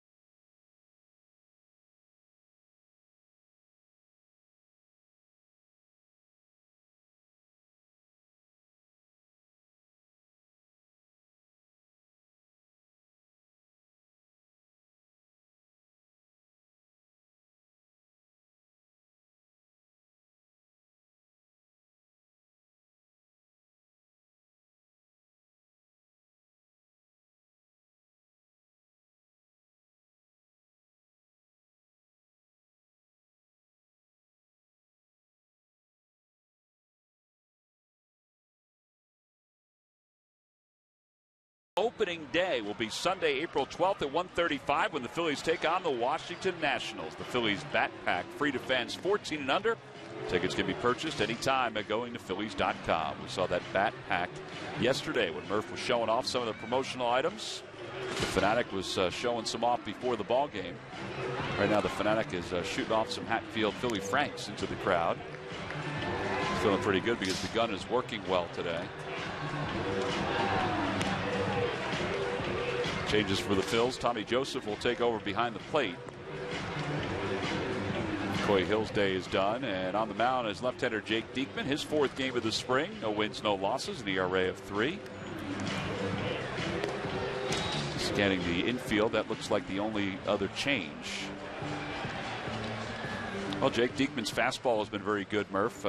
His slider has been good as well. It's kind of, it must be relaxing for him that he can just keep working on things because he's pretty much assured a roster spot when the team goes north. Yeah, don't tell him that. Because I know. I'll tell you, no. That's not the way he's thinking of things. But I think you're right about that. And I was just talking to him down here. I said, what's it going to be like? You come into a game that's a little lopsided, 13-3 here in the spring. He said, doesn't really change anything for him because he, like Cole talked about earlier, has something that he's working on today, and he thinks he's going to pitch 2 innings today. And I said, well, what are you working on? He said, well, I want to throw inside the batters. They haven't been doing a whole lot of that, Matt. You pointed that out earlier in this game. He said, I'm going to really try to work the inside of the plate, try to make them feel uncomfortable. And he said, and you'll notice that against every right-handed batter, I'm going to throw a changeup to them because he wants to kind of get to the point where he knows what that's going to do. You take a look, he only threw 7% of changeups a year ago, but he said, I will throw a changeup to every right-handed batter, assuming they don't hit the first pitch, I guess. But that's one of the things he is working on as well. And he did say he'd work on all 3 pitches, so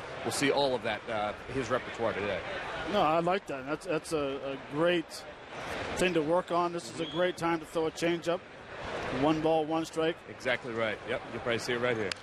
Or 97-mile-an-hour fastball. It's funny. Come on, Jake, work with me. No, it's funny you say that because in his previous outing, he had a right-handed batter, and I don't remember who it was, but he had him 1-1, threw him a changeup, got him out. The next batter was also right-handed, and it got to the point where it was 2-2, and he realized he hadn't thrown him a changeup yet, threw it then. And the guy hit a triple, and he said, in the regular season, I would never have thrown a changeup in that situation. I would have thrown a fastball to get him out.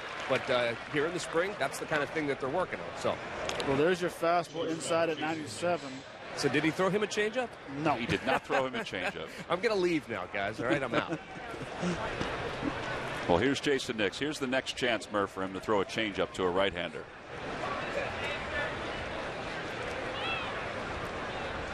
Nix is 2 for 3.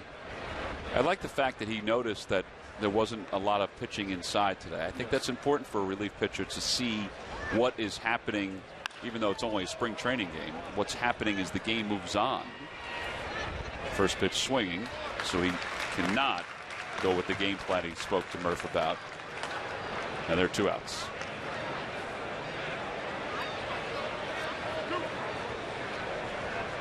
And back to the top of the order for the Orioles. J.P. Arancibia will be the pinch hitter. Number 15, J.P. Arancibia.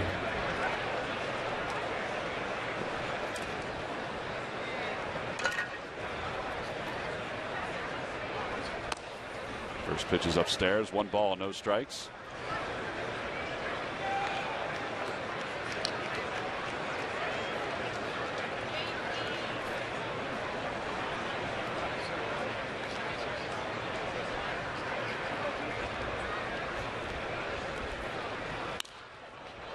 Play off to the first base side. 1 ball and 1 strike. J.P. Arancibia came up with the Toronto Blue Jays. That was a nice play on a big hop. Arancibia came up with the Blue Jays. He was blasting home runs left and right. He was, and I think the talk around the city was the way he was catching. Is the reason why he was let go to Texas Rangers. He was hitting home runs, but he also wasn't hitting for average, and you talked about his defense. That one is pulled foul.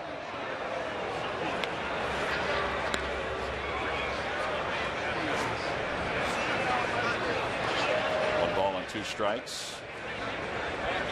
Whoa. Okay. Oof.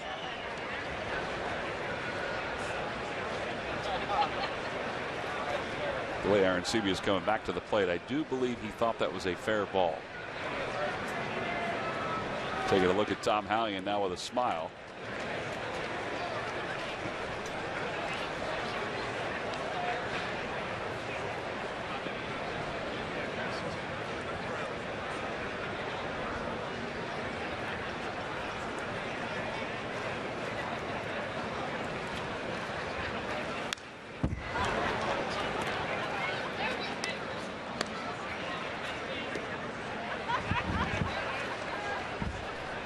See the numbers on Diekman. 100 strikeouts last year. First one since Al Holland to do it. Jeff Parrott nearly did it in '89. He had 98. Swing and a miss, and Arancibia is retired, and the tag is applied by Tommy Joseph. Well, there's that changeup, Matt, that he was talking about. Murph, he didn't let you down. He did throw a changeup to a right-hander. So you have to feel good about your investigative reporting. Here it is, folks. And J.P. Arancibia had no chance.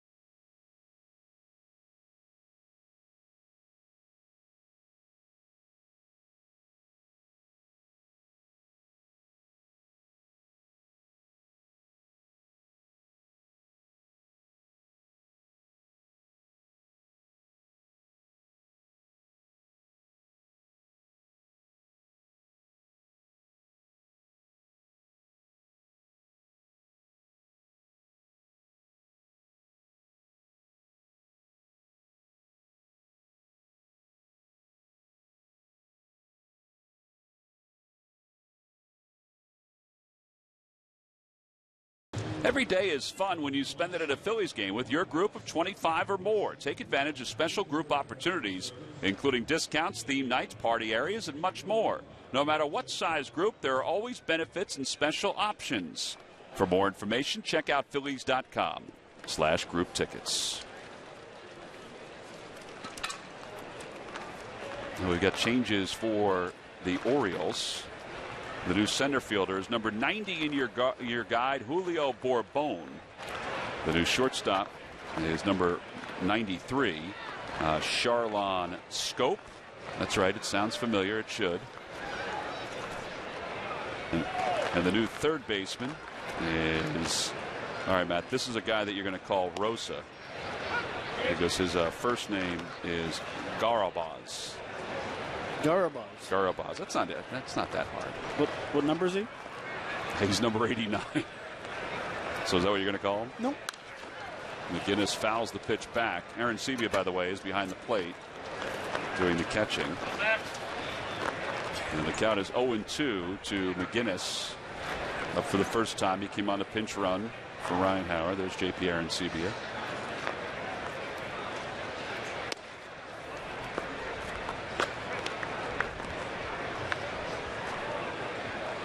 McGinnis hitting .375 this spring.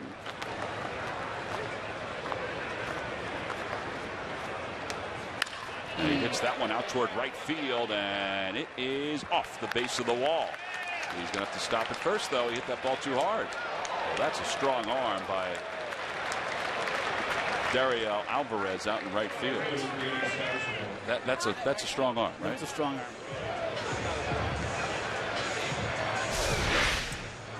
This is a very short swing, fastball inside. Nice stroke right there. And then this is a nicer line drive thrown in from the right fielder right here. That's a gun. Everybody would have had a hold up at first. It doesn't matter what your speed is, or you would have been out at second base. Right. There's Grady Sizemore up for the third time.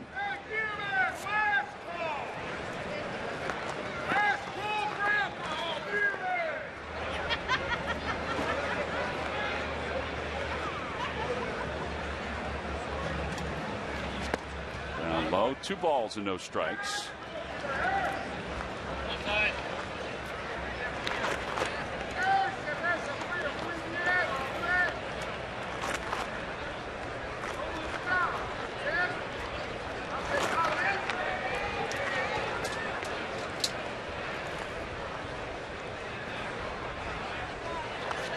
Outside and low, 3-0. Bundy certainly has been working with some command issues over his 2 innings of work for the Orioles.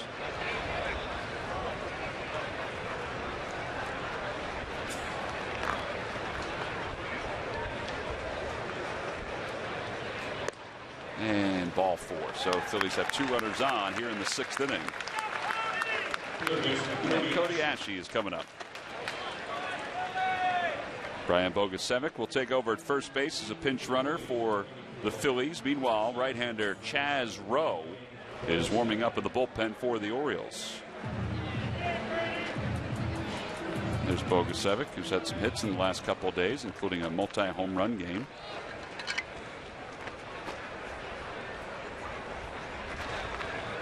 Ashe will be followed by Darren Ruff, with the Phillies down 13-3.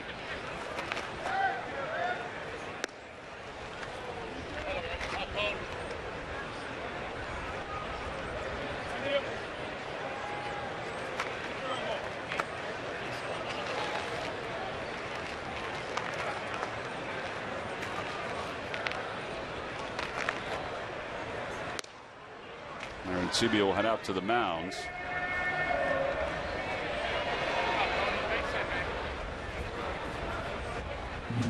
Well, the Orioles' top prospect is having some command issues during his 2 innings of work.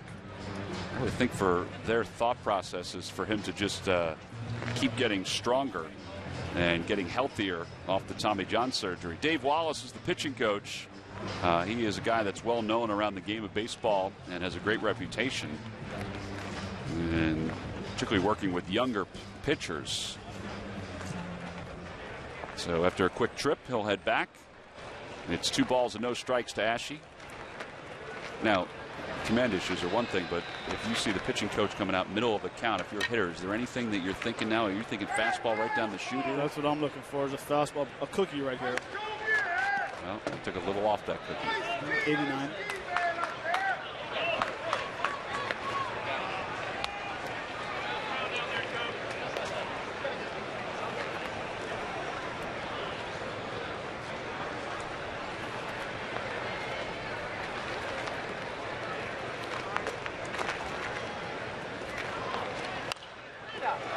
That one is just in front of us and off to the right. 2 balls, 2 strikes.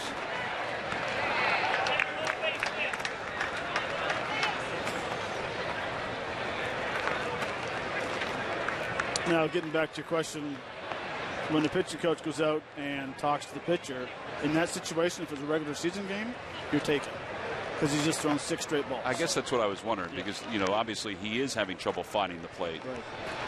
So what Cody did there, you won't see in the regular season. I wouldn't think so, unless you're looking for one area where it's your strength. And Ashe is called out on strikes for the first out here in the 6th inning. And here comes Buck Showalter, so that's going to be all for Dylan Bundy. So Bundy allows a run. He's responsible for the 2 base runners in this inning. So his afternoon is done. The Orioles will go to the bullpen with 1 man down here in the bottom of the 6th.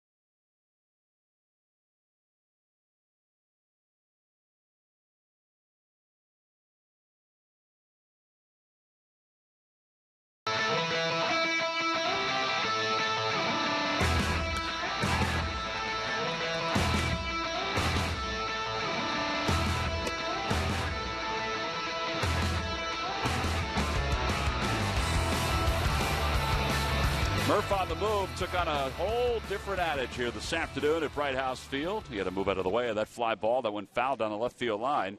The Orioles have had very little problem scoring up some baseballs today. 13 runs on 16 hits, 4 home runs for the Orioles, including 2 3-run shots. Miguel Gonzalez, 2 earned runs over 4 for the Orioles. Ryan Howard, Grady Sizemore, Cord Phelps, each with RBI singles for the Phils. Chaz Rowe, the former #1 pick of the Seattle Mariners, is the new pitcher for the Baltimore Orioles, I should say, from the Colorado Rockies. He was traded from the Rockies to the Mariners and then went to a multiple different teams as a free agent. This is his 4th spring training game, facing Darren Ruff with 1 man down here in the bottom of the 6th. Swing and a miss, 0-2.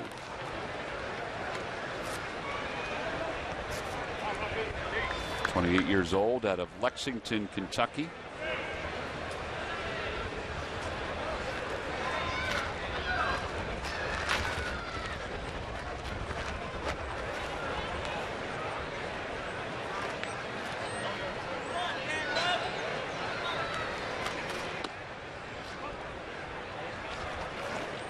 I think it's safe to say his best pitch right now is a slider.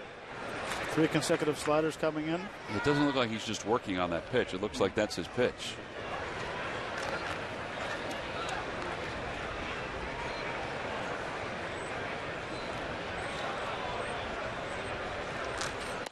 Well, there's a fastball at 94. 2 balls and 2 strikes. Rowe has made it to the major leagues on 2 different occasions. He pitched in 21 games in 2013 with the Diamondbacks in relief and an ERA of 4.03. Last year he made it up with the Yankees for a short period of time.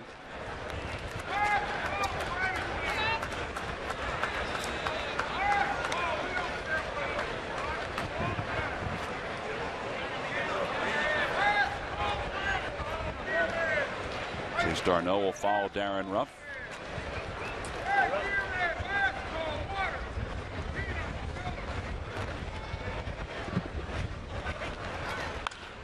Out toward left field, playable for Yastrzemski. And he makes the catch and fires in, so 2 outs here in the 6th inning. And D'Arnaud is coming up. What are you seeing from Darren Ruff right now, Matt? I mean, he's had some good at-bats that haven't resulted in hits. Right. He's a little late with the start, and which causes him to swing off his heels. He's kind of hitting flat-footed. It was just a matter of getting started just a hair earlier. He's taking pitches. He's working the count. It's just a matter of getting that timing down just a little better and squaring the ball up. First pitch to Chase D'Arnaud is taken outside. It's 1 ball and no strikes. D'Arnaud was hit by a pitch his last time up. Phillies have runners on first and second. McGinnis on second. Bogusevic on first.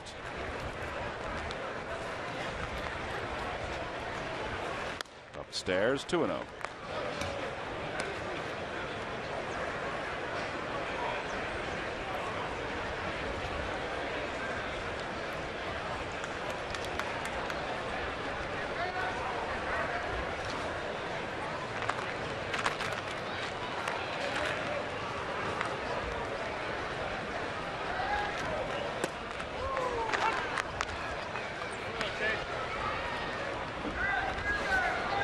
And if you look at Darren's at-bats today, it looks like he's been tied up a little bit on his swing. Hasn't get that full extension, and that is the cause of being a heel hitter, hitting off your heels. Instead of getting out there early, getting the separation with your hands and your feet early, and then that's when you get the extension. So it's more about timing than anything else. Yeah, it is. It'll be interesting to ask him how he felt today with the swing. Was it a free swing, or did you feel like you were going through stations with it? And me personally, I think if I looked at it on video like we have today, it's going through segments right now. 2-2 to Chase Darno. He's the number 8 hitter for the Phils, and a swing and a miss, and he's down on strike. So Rowe comes on, faces 2 batters, and gets both. Phillies leave a couple. We played 6 innings here in Clearwater with the O's on top by 10.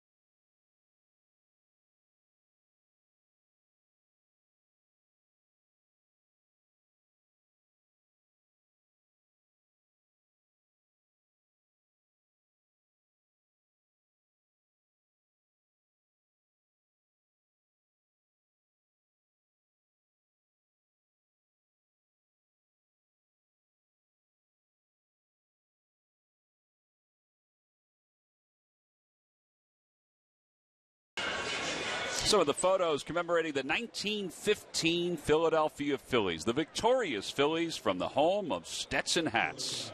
Phillies will honor that team and what they did in 1915 on April 9th of this year. There's a pennant from the World Series champions. There's some pretty cool photos that they had on display. You'll get a chance to see some more as the year moves on. Russ Kanzler will take over in left field for the Phils.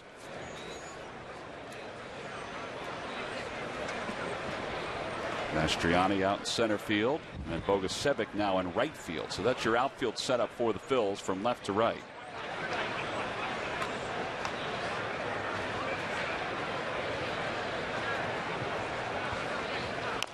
Jake Diekman's first pitch is a check swing. That's a fair ball. Tommy Joseph makes the throw in time.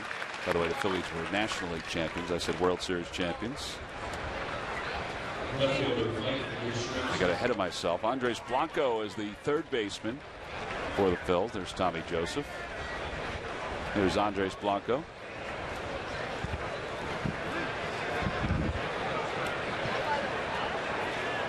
And here is Mike Yastrzemski.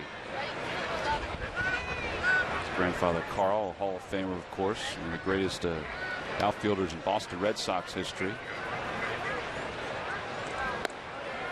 Outside, 1 ball and no strikes.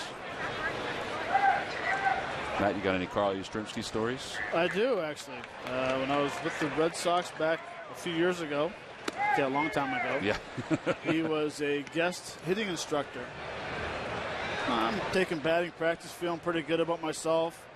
Hit 6 of the 7 line drives. I get out and he doesn't even smile. I'm like, yes, what's up, dude? He goes, I want 7 out of 7 next time. How was he as a hitting coach?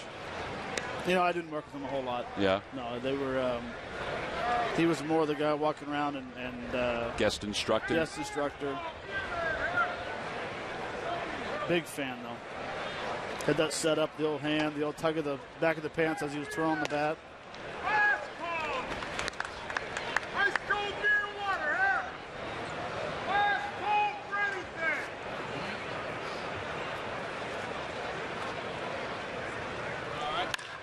Out toward left field, Kanzler ventures back toward the track. He's under it, and he puts it away. So 5 up, 5 down for Diekman.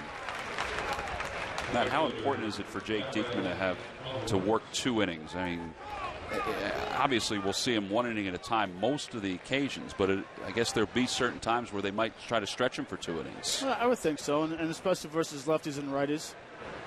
You know, his first time out, he was facing right-handers, and he had a chance to face a left-hander there. But You know, their bullpen's going to be so strong this year. Yeah. He might not be required to. He may not be required to face, 2 innings. But it is good to have that. It is. It's always good to have a guy that throws 97. He can throw 2 innings and shut down and put a 0 up. That one's pulled toward left field, and Kansler's not going to have a chance for that one. It is gone. Off the chairs in the bullpen. Alvarez with a second spring training home run. A 2-out solo shot, and it's now 14-3. Orioles on top.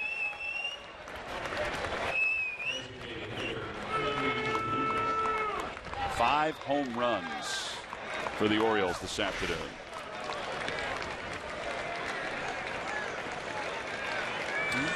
Here it is and hit it. 96 miles an hour and made a nice swing. Nice pass to it. One of those days. Here's Henry Urrutia, and he fouls it down the left field line out of play toward the picnic area. No balls, 1 strike.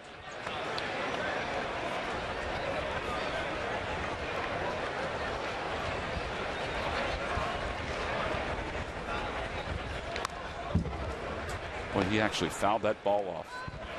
He just kept running in on him. It's 0-2.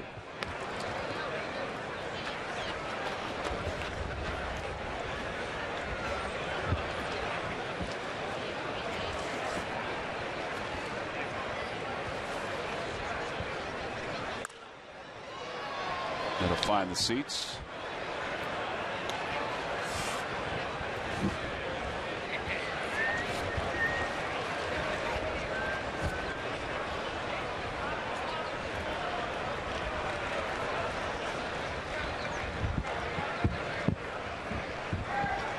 Swing and a miss. And Diekman gets another strikeout. He has 3 in this outing. He did allow a solo home run, but 2 innings for Jake Diekman. It's time to stretch. Spring training 2015. Orioles lead the Phils.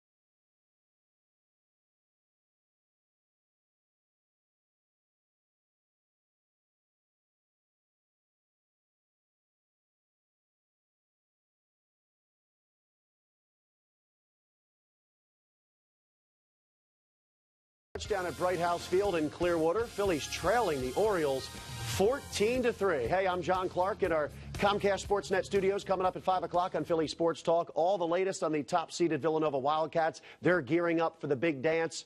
And Tim Tebow works out for the Eagles today. We're going to have the latest. Unbelievable. Chip Kelly continues to surprise. That's on Philly Sports Talk at 5 o'clock. For now, let's go back to Phillies baseball and Tom McCarthy. All right, John, thank you very much. We appreciate that. Here it's 14-3. Orioles on top here in the bottom of the 7th inning. Tommy Joseph leads it off against Chaz Rowe. Joseph hitting 182 so far this spring. 5 different home runs for the Orioles this afternoon. And that's why they have 14. Well, it's part of the reason why they have a 14-3 lead, because they just have a ton of extra base hits overall. 14 runs on 17 hits. Tommy Joseph has caught for 2 innings so far. This is his first at bat.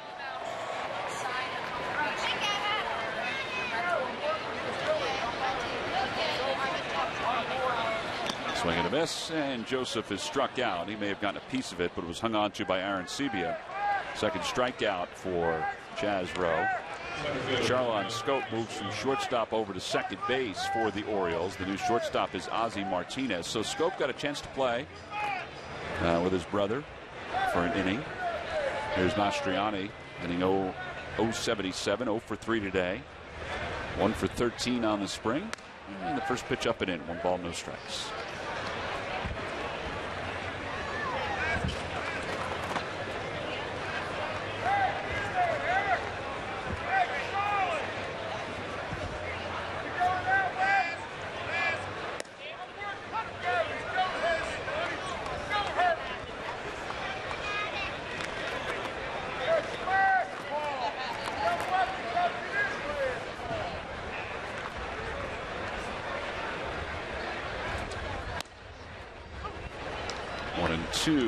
Cesar Hernandez is the on-deck batter for the Phils. Well, it's Matty, on a day like this, at least we have the Fanatic. Yes, we do. At least the fans have the Fanatic. And the Sun, of course. Rowe makes a nice play, flips underhand, 2 outs. Well, if you're look, if it's spring training. If you're a fan of offense, you have to love the last 2 days. If you're a fan of offense, just offense as a whole, period. Not Phillies, not Orioles, just offense. Exactly, because you have to admit, home runs are pretty cool. Well, 5 today for the Orioles. 3 yesterday. Now, don't get me wrong. I'd rather see 5 home runs hit by the Phillies. Right. Here's Cesar Hernandez, and he swings at the first pitch. It's 0-1. Now, this is a show that the Orioles have put on here today. It happens, well, not only during the spring, but of course it happens during the regular season from time to time.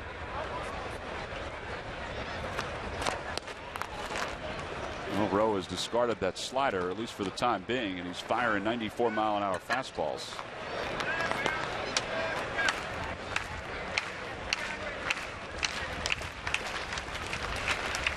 And the 0-2 pitch.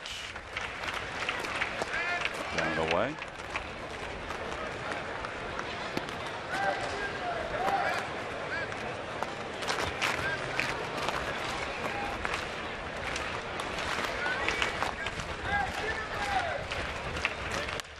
Opposite way. There's a fair ball down the left field line. Heading toward the corner. Yastrzemski gets to it quickly, but Hernandez flies, and he's at second base with a stand-up double. Live Phillies baseball is back in 2015 with MLB.com at bat on your smartphone or tablet. Stay connected with live radio broadcasts, stats, breaking news, and more. Download MLB.com at bat, the #1 app for live baseball. Well, that's 7 hits now for the Phillies. Orioles have all those extra base hits. That is the first extra base hit for the Phils. Here's Chris Nelson. Nelson takes a slider in. 1 ball, no strikes.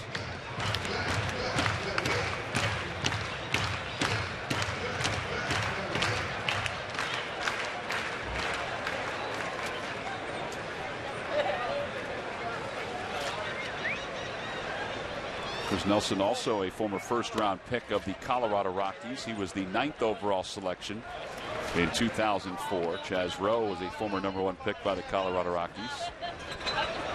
Nelson last year hit .233 for the Padres. 1 ball, 1 strike. And he whacks it fouled on the right field line. Onto the concourse. Like it visited the Delco's cheesesteak stand. At least came close to it.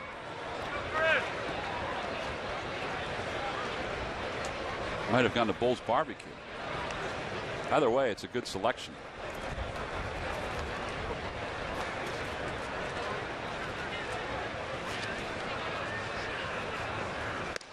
And a called strike 3. A fastball up in the zone, 93.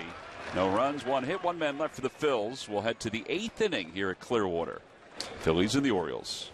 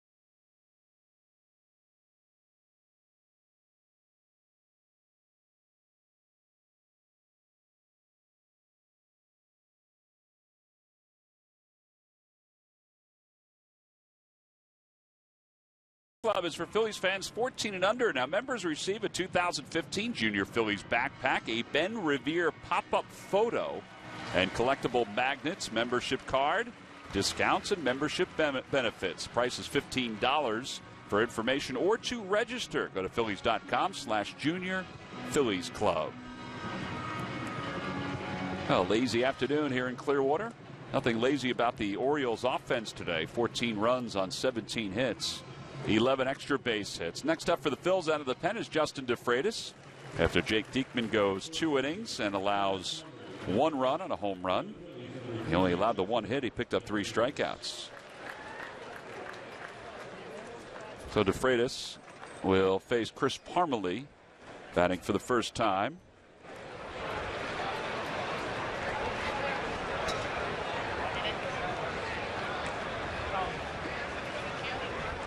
Parmelee pulls the first pitch foul. And it's no balls and 1 strike. Hunter Harvey is warming up in the bullpen for the Orioles.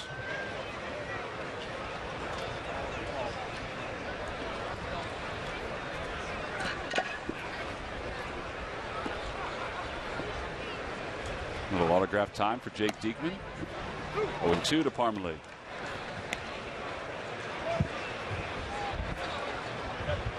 Parmelee was up in the big leagues last year with the Minnesota Twins.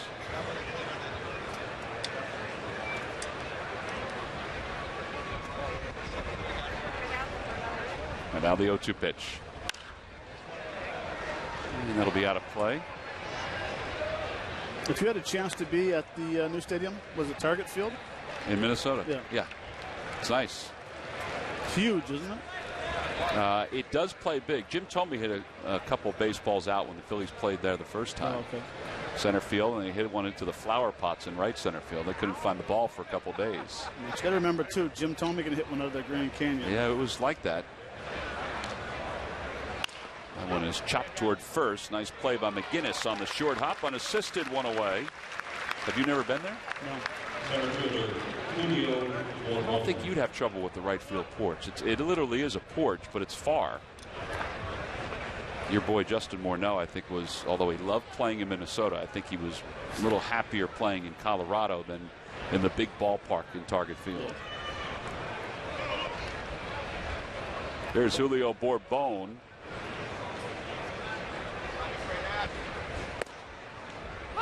Oh, and 1.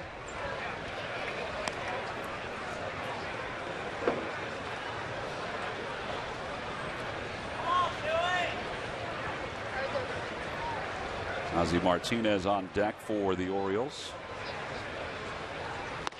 Well, that's a good pitch from Justin DeFreitas right there.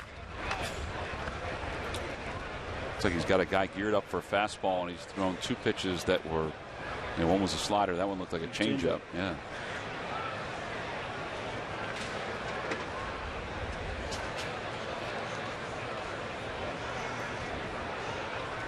Got him. 3 straight soft pitches. And there are 2 outs here in the 8th inning. Shortstop, Ozzie Martinez. It's just a real nice changeup. Yeah, and starts at the bottom of the zone and just continues going out. You try to protect as a hitter. And for DeFreitas, that's a good extra pitch for him to have. Sure is. Fastball at 93. I mean, he has that fastball in the, low to mid 90s. It's usually 95. Right. When he's got it going, and then he's got a pretty good breaking pitch, pretty good slider. Well, he's known for a 2-pitch pitcher. Yeah, which most relief pitchers are. And that's usually the second pitch right there that just missed.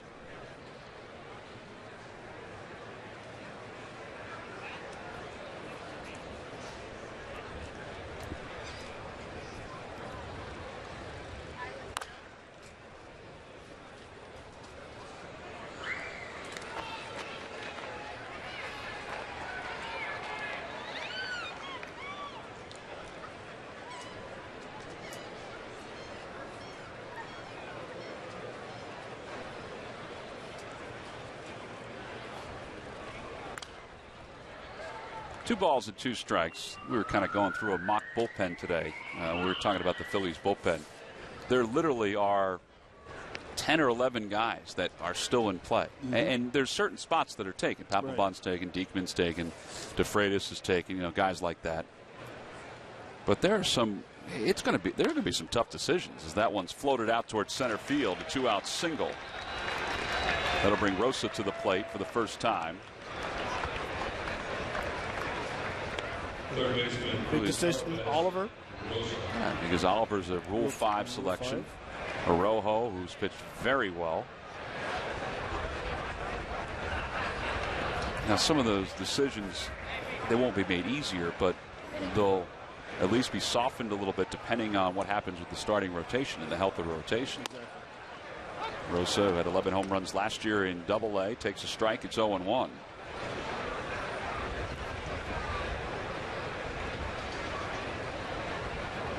We call him Elvis. Did I say Luis Rojo again? Off the glove of Blanco. He gets back to it quickly, throws low, and it gets past McGinnis. They'll have one of the runners. Run him. They've got to at least chase him back a little bit, and they do, and the tag is applied. So Hernandez applies the tag, and the side is retired. In between innings, we'll work on Elvis Arrojo's name, and for the Orioles, they're working on trying not to get into a pickle.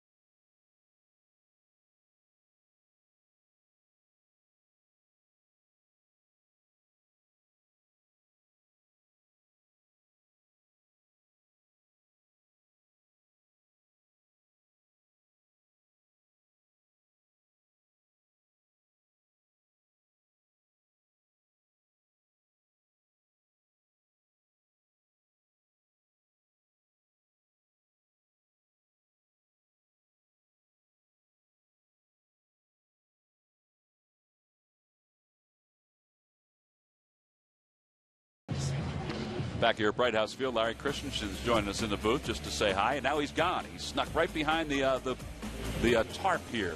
Check out the CSN Philly mobile app. Get breaking Phillies news and analysis from our insiders, plus video, scores, schedules, and more. Visit csnphilly.com/app and download today. Some of the things that you might have found if you had the CSN Philly app are the changes the Phillies made today. Roster cuts, which is norm at this time of the year. Plus the fact that Tim Tebow was in town for a little tryout with the Philadelphia Eagles. Hunter Harvey is the new pitcher for the Orioles. This time of the year, you see a lot of guys that look like they're 15 years old during spring training games. Hunter Harvey looks awfully young. And he will face Chris McGinnis as we go to the bottom of the 8th inning. Miguel Gonzalez started today for the Orioles. He allowed 2 runs in the first 4 innings. McGinnis is 1 for 1. He singled his only time up. Came out as a pinch runner for Ryan Howard.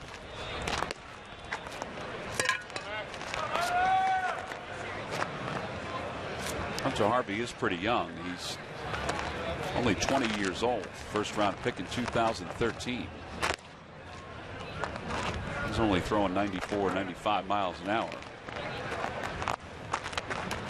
His third game of the spring. His previous 2 games, he did not allow a run.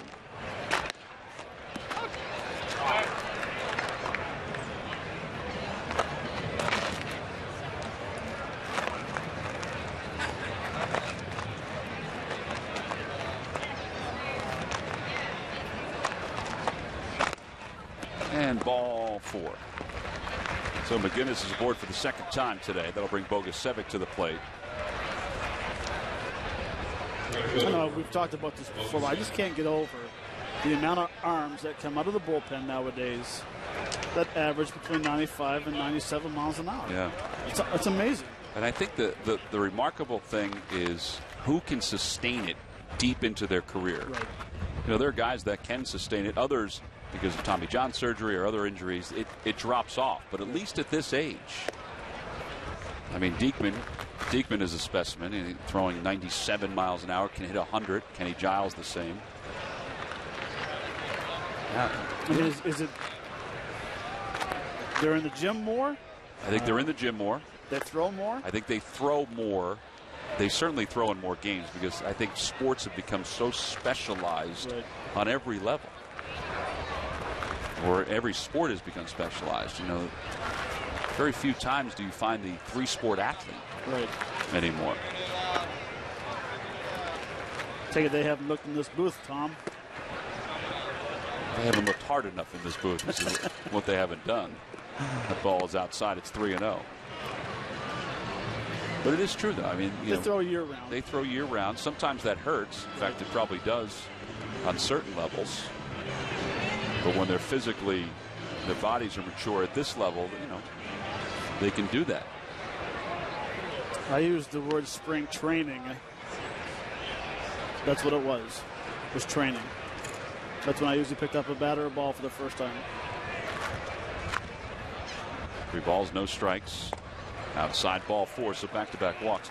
But I mean, did you play hockey even when you played baseball? Did you play? Yep.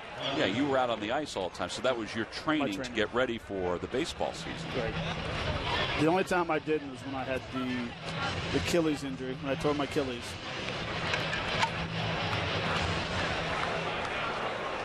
I took a few years off and didn't play hockey then. Here's Andres Blanco. Blanco up for the first time.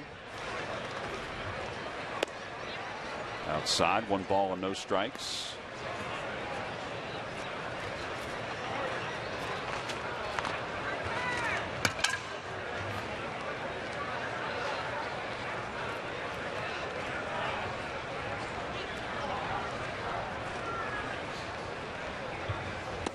Off the glove of Aaron Sebia, and the runners will move up.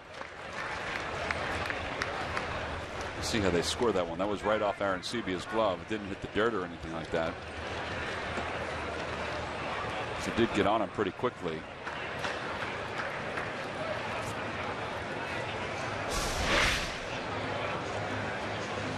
No. He just missed it. Oh, earlier we saw Dave Wallace come out, the pitching coach for the Orioles. And now one of their other pitching coaches has found his way out to the mound. Now, tomorrow we're back at it. It's St. Patrick's Day. We'll be on Comcast Sportsnet at 1 o'clock. We've got our green shirts. We're all ready to go. Little shamrock on the sleeve for luck. Some green dye for the mustache. Goatee. There is a gentleman that told me that he is dyeing. Are you going to dye your goatee green? No. Oh. Blanco takes a strike. It's 0-1. There is a gentleman that told me today that he is dyeing his beard green. So the fact that you said you were going to do that doesn't surprise me. You want me to? I think it would be great if you did. Whalers are in the house. Popped up. Aaron Sebia off with the mask. And 1 out.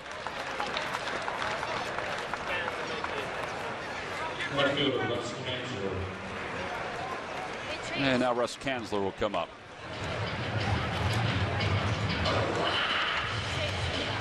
Your brother Travis? Oh, yeah, we did that.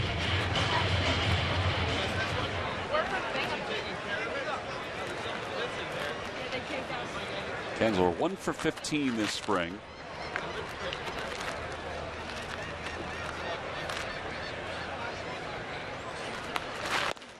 Fastball in there, 0-1.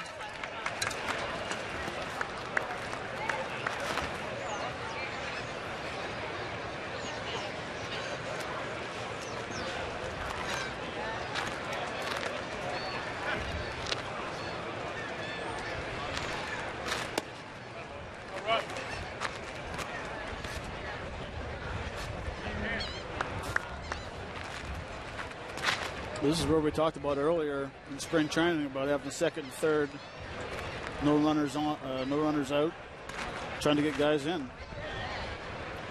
Hey, even though they're down 14-3, you're still trying to do the right thing. Outside, 95. Did I say no runners out? No one out. No one out.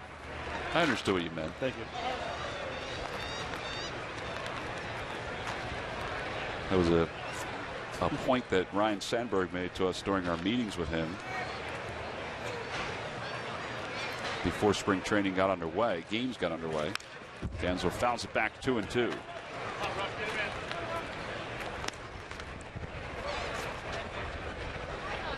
There are a lot of things that Rhino is happy about.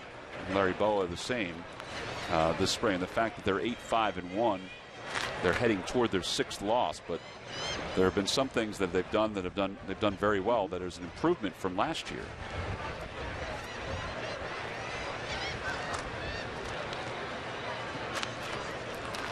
And a line drive, base hit into left field. A run will get in. Going to third and stopping there is Bogusevic. McGinnis crosses the plate.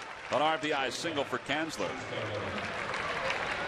And it's now a 14-4 ball game. And that'll bring Chase Darno to the plate.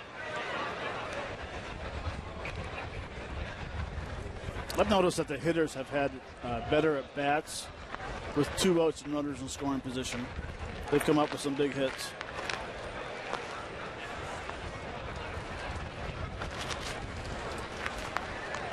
You've always talked about it being the hardest thing to do is get that 2-out knock.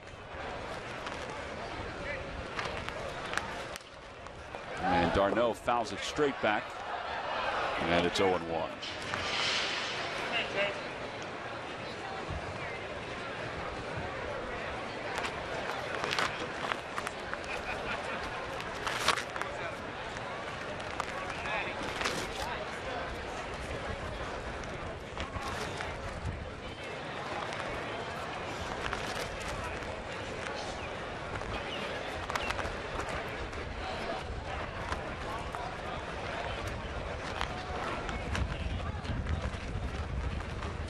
Take second base. They're giving it to him. Fastball 0-2 now to Darno.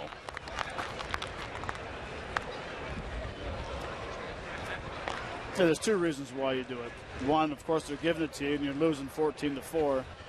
But 2 is that they're taking away the hole. So they're trying to cut down more runs. If he was holding them on, you wouldn't go, of course. But now, since they're taking that hole away, that's where you take the base.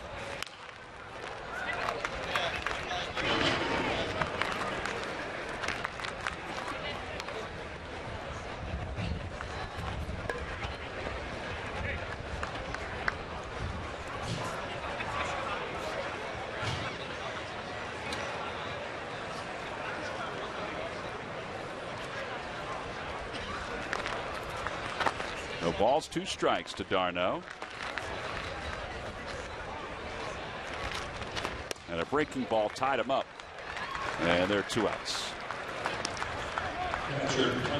And Tommy Joseph will be the hitter for the Phillies, up for the 2nd time. All right, so Hunter Harvey is settled back in after a trip to the mound by one of his coaches.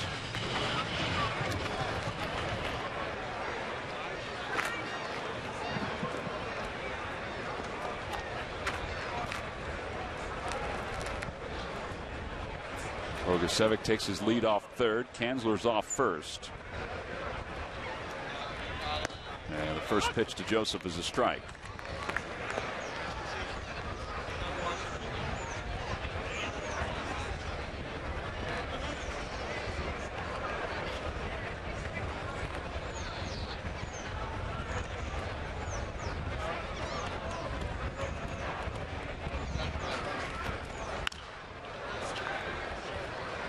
whatever they talked to him about, it seems like he has found the slot. He certainly has the ability to find the strike zone with some strength. His fastball is topped out at 95 miles an hour. And it could have been something very simple, that you're taking the ball out of your glove too late. Joseph fights it off and fouls it back.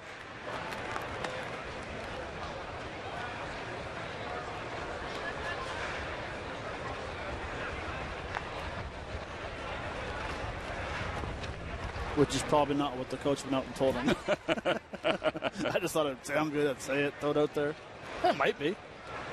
You never know. Land on your heel. That one gets away. Arancibia is able to block it and keep it around it.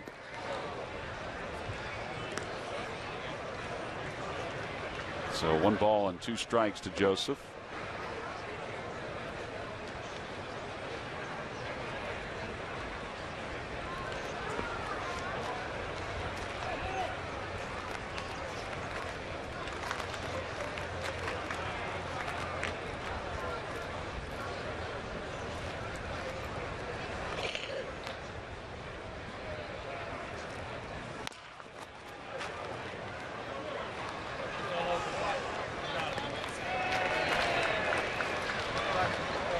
Hooters ball girl fires the ball into the stands.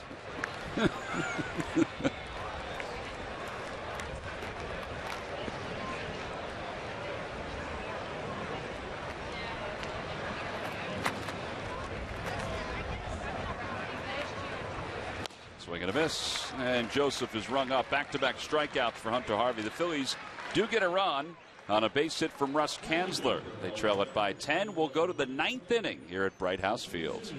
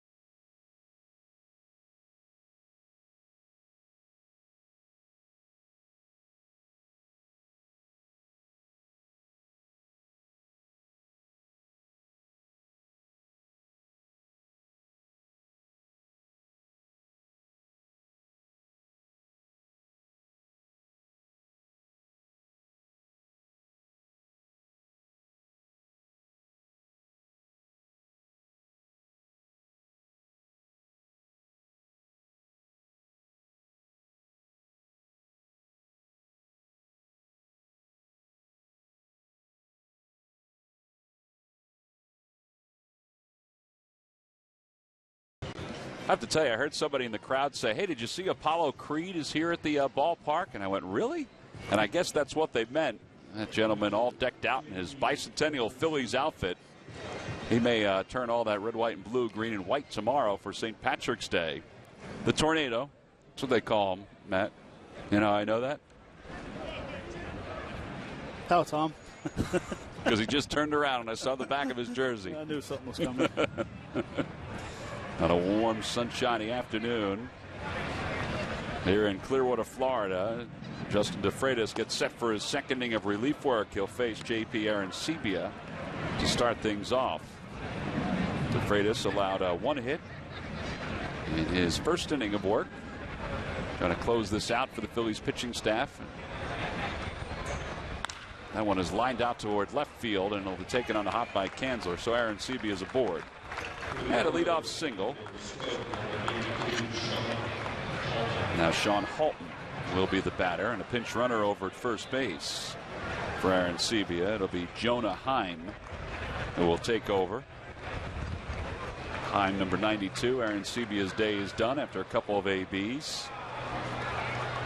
19 hits on this spring training day here in Florida. Alton lines one, make it 20 hits.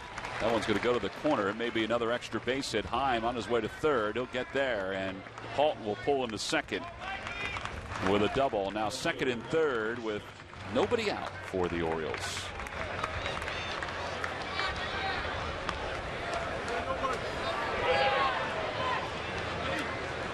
And Mike Yastrzemski will be the batter. Jason Birkin is warming up in the bullpen for the Phillies. Down below for the Orioles, they've got a right-hander loosening up. Yastrzemski swings at the first pitch. Blanco will give it a look, and it is in play, makes the catch. Boy, that ball really came back. Right fielder, Gabriel Alvarez. And here comes Alvarez up once again. He homered back in the 5th inning. Or should I say, he homered back in the 7th inning.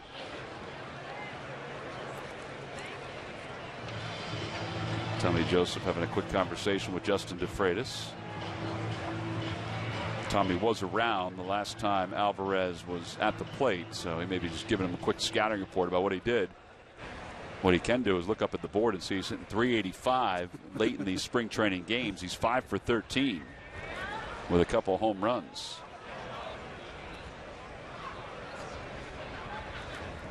Breaking ball, 0-1. All right, so we know what he said. He said, don't throw him a fastball in the first pitch. They've been very aggressive, especially this inning. Second and third, let's work on getting the slider over and go from there. Yeah, they were aggressive early on when they had a lot of their hits. Yep. And they're basically, these young hitters are doing the same thing here. Not sure if that's Scott Coolbaugh's goal is what he wanted him to do. He's the hitting coach for the Orioles. 1 ball, 1 strike.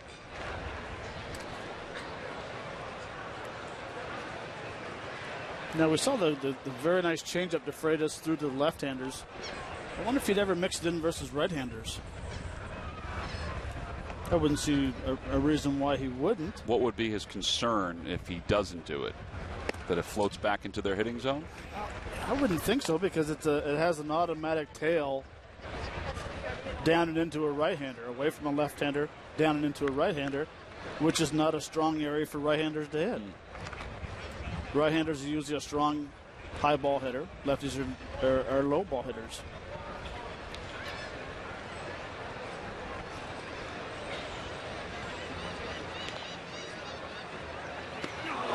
And he hit him, so that'll load up the bases with 1 man down here in the 9th inning.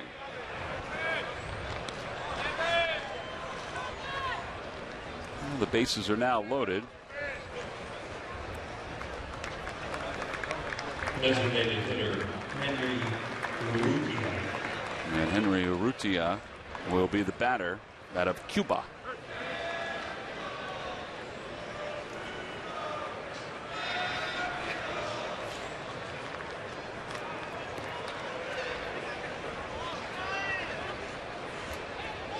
.28-year-old.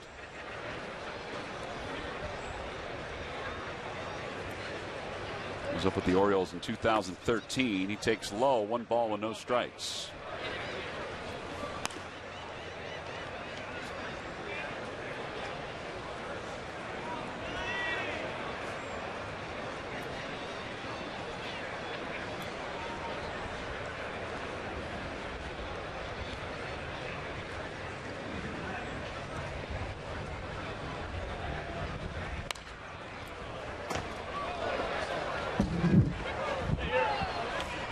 Out below. That one went right to our left. And then shot back down to the net behind home plate. That made a nice play off the net. How are we going to get that one down here yet? Youngster next to him covered his head. Not the dumbest thing to do. 1 ball, 1 strike. Again, a foul ball, this time over the Phillies dugout, and it's 1-2.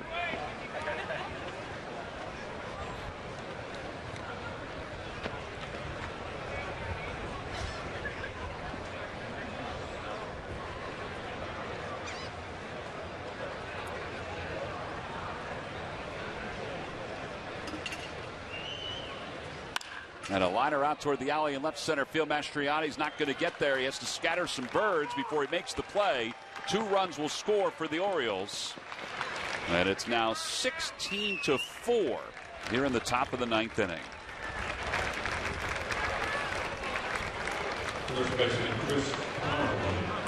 I think Chris Parmelee will come up. Well, 21 hits, 14 different hitters have picked up base hits today.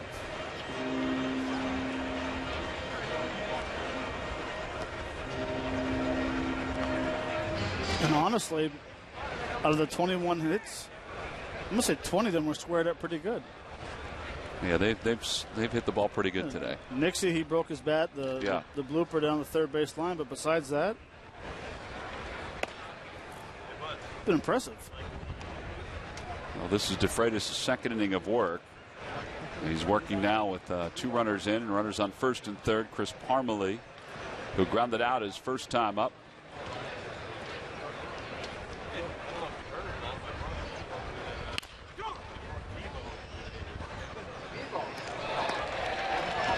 Ball, 1 strike.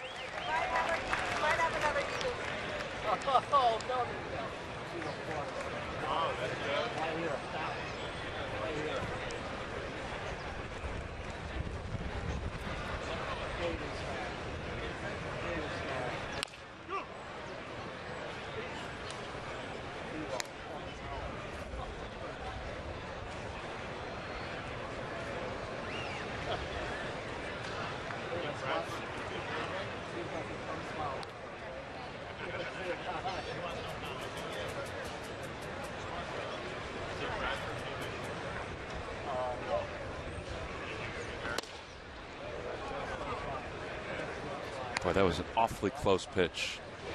In a 16-4 game, it's now 2 balls and 2 strikes. Come on, Marty. It looked like a pretty good pitch. I mean, he's got a better view than we do, but it looked like that was toward the inside part of the plate.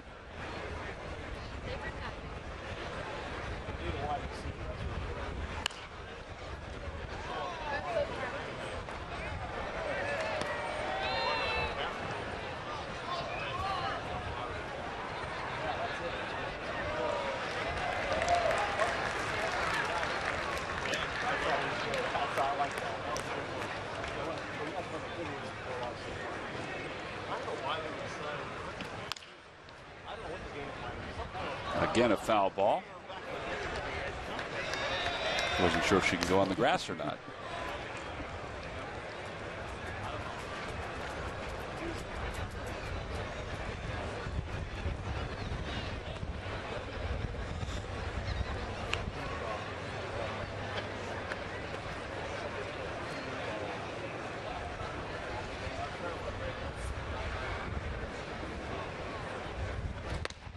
Overpowered him.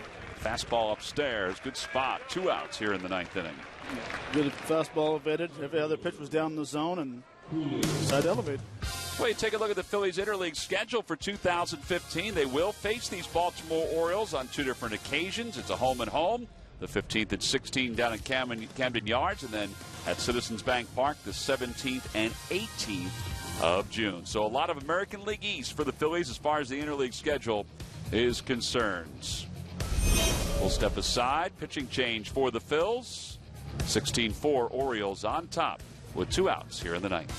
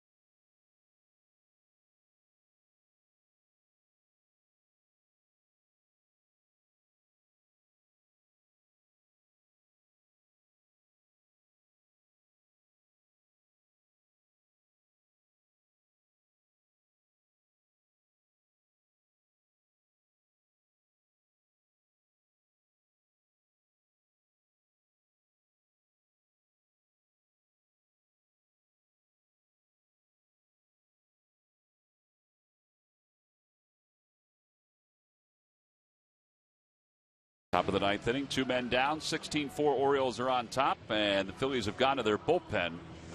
Justin DeFreitas reached his pitch limit, so Ryan Sandberg decided to try to get the last out of this inning by bringing in Jason Birkin.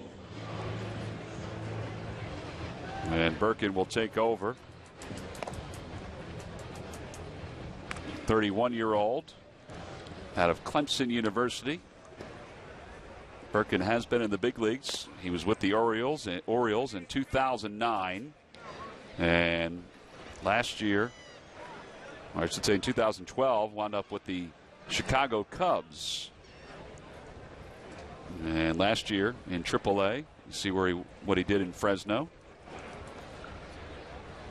10-9 with an ERA of 4.64.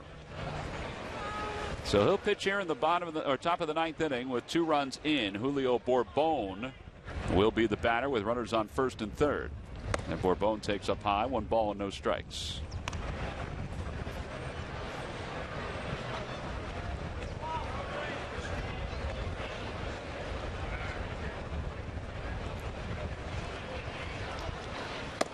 Check swing, and it's 1-1.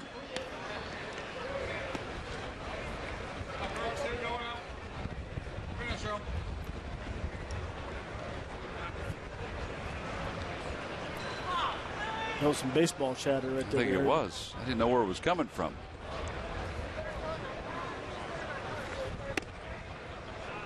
Last year, Birkin was part of the Giants organization when he won those 10 games. The year before, for the White Sox organization, he won 12 games at AAA.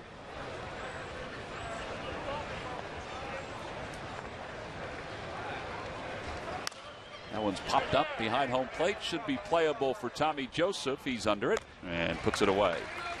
2 runs score in the inning for the Orioles. They lead 2, so we'll go to the bottom of the ninth inning. Baltimore handedly on top, 16-4.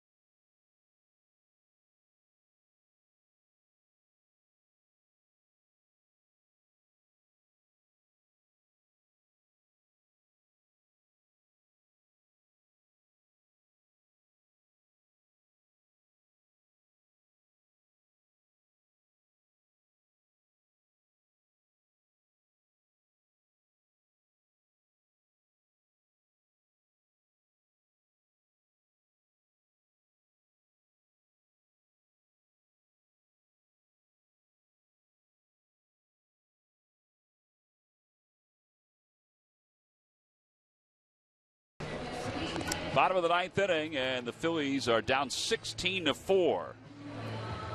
And Brad Brock is the new pitcher for the Orioles to try to close things out. He is a Jersey guy from Freehold, New Jersey. Went to Monmouth University in 3 games this spring. No wins, no losses, a 2.08 ERA. And he will come on to try to close this one out. He's got a lot of breathing room to close it out. Changes for the Orioles. They've got a new catcher, so a totally new battery. Jonah Heim, who was a pinch runner in the top of the ninth inning, stays in the ball game to do some catching. And Adrian Marin is the new shortstop for the Orioles. There's Heim. So Darren Mastriani will be the leadoff hitter. He is 0 for 4 today. He's popped out, he's flied out, he's grounded into a double play, and he's grounded back to the pitcher.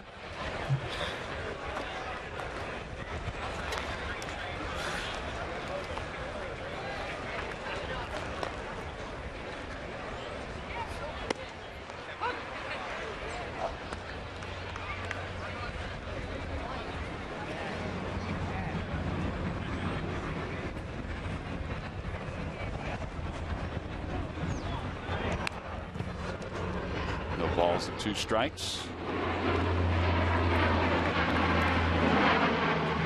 It's one of those spring training games, Matt, that you can just chalk up to being played. But guys got at bats, and pitchers were able to throw pitches. But from a Phillies standpoint, there's not a whole lot of positives to take out of it. I mean, guys were working on some things, and for the most part, they can take away some positives out of that. But I mean, you can only look up at the board. There's only 2 innings where the Orioles didn't score. Right. But I mean, the positive thing, you can say Diekman threw 2 innings, or he didn't give up a run his first inning, which he'd usually only pitch 1 inning during the season. DeFreitas threw all the first inning he was in. Swing and a miss. But besides that, there hasn't been a whole lot of. I mean, it's just the way it is. Right. I mean, there's not too much you can do. It's just a game that was played. I mean, Ryan Howard did have an RBI back in the 4th inning. That's good. The progression continued for him. Cord Phelps had a single in the 4th inning. He has 6 hits this spring, an RBI single in the 5th inning. I should say 7 hits this spring. Here's Cesar Hernandez, and he takes a strike. It's 0-1.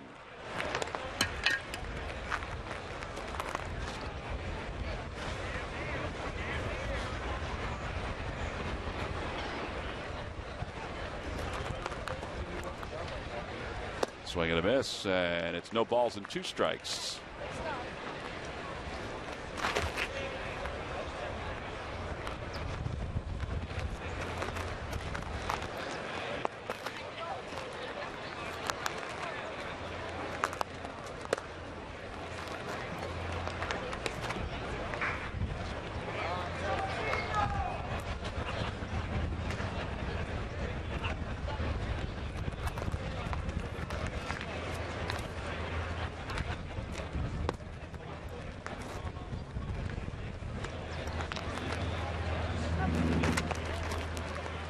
Well, the good thing about baseball is you can bounce back tomorrow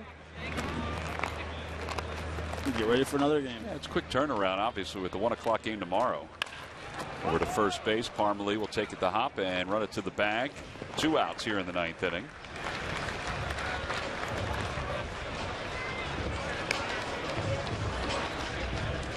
And that'll bring Chris Nelson to the plate.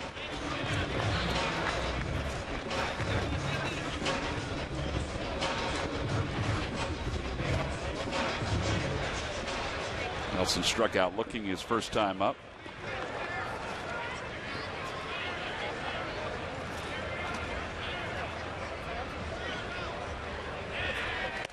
Swing and a miss, 0-1.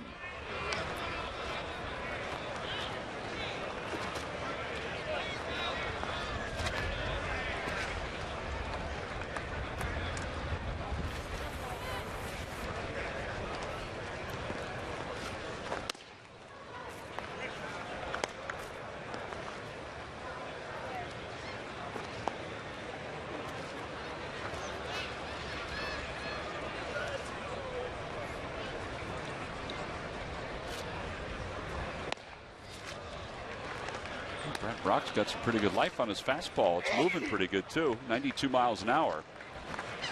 He hides the ball extremely well. He really does. Yeah.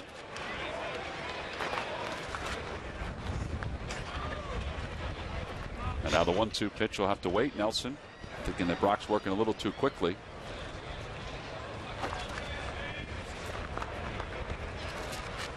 Isn't that the new rule? You're supposed to work quickly? I honestly don't think that the speed up rules have really been in play. Ball's hit well out toward right field, but right at the right fielder, and the ball game is over. 1-2-3 go the Phils here in the 9th inning. The Orioles pick up just their 4th spring training win. They're now 4-11. Meanwhile, the Phils are 8-6-1. That's right, Matt. A 4-11 team pounded out all those hits here this afternoon for the Baltimore Orioles. 16 runs on 21 hits. Buck Showalter's team goes back to Sarasota pretty happy after what they were able to do today.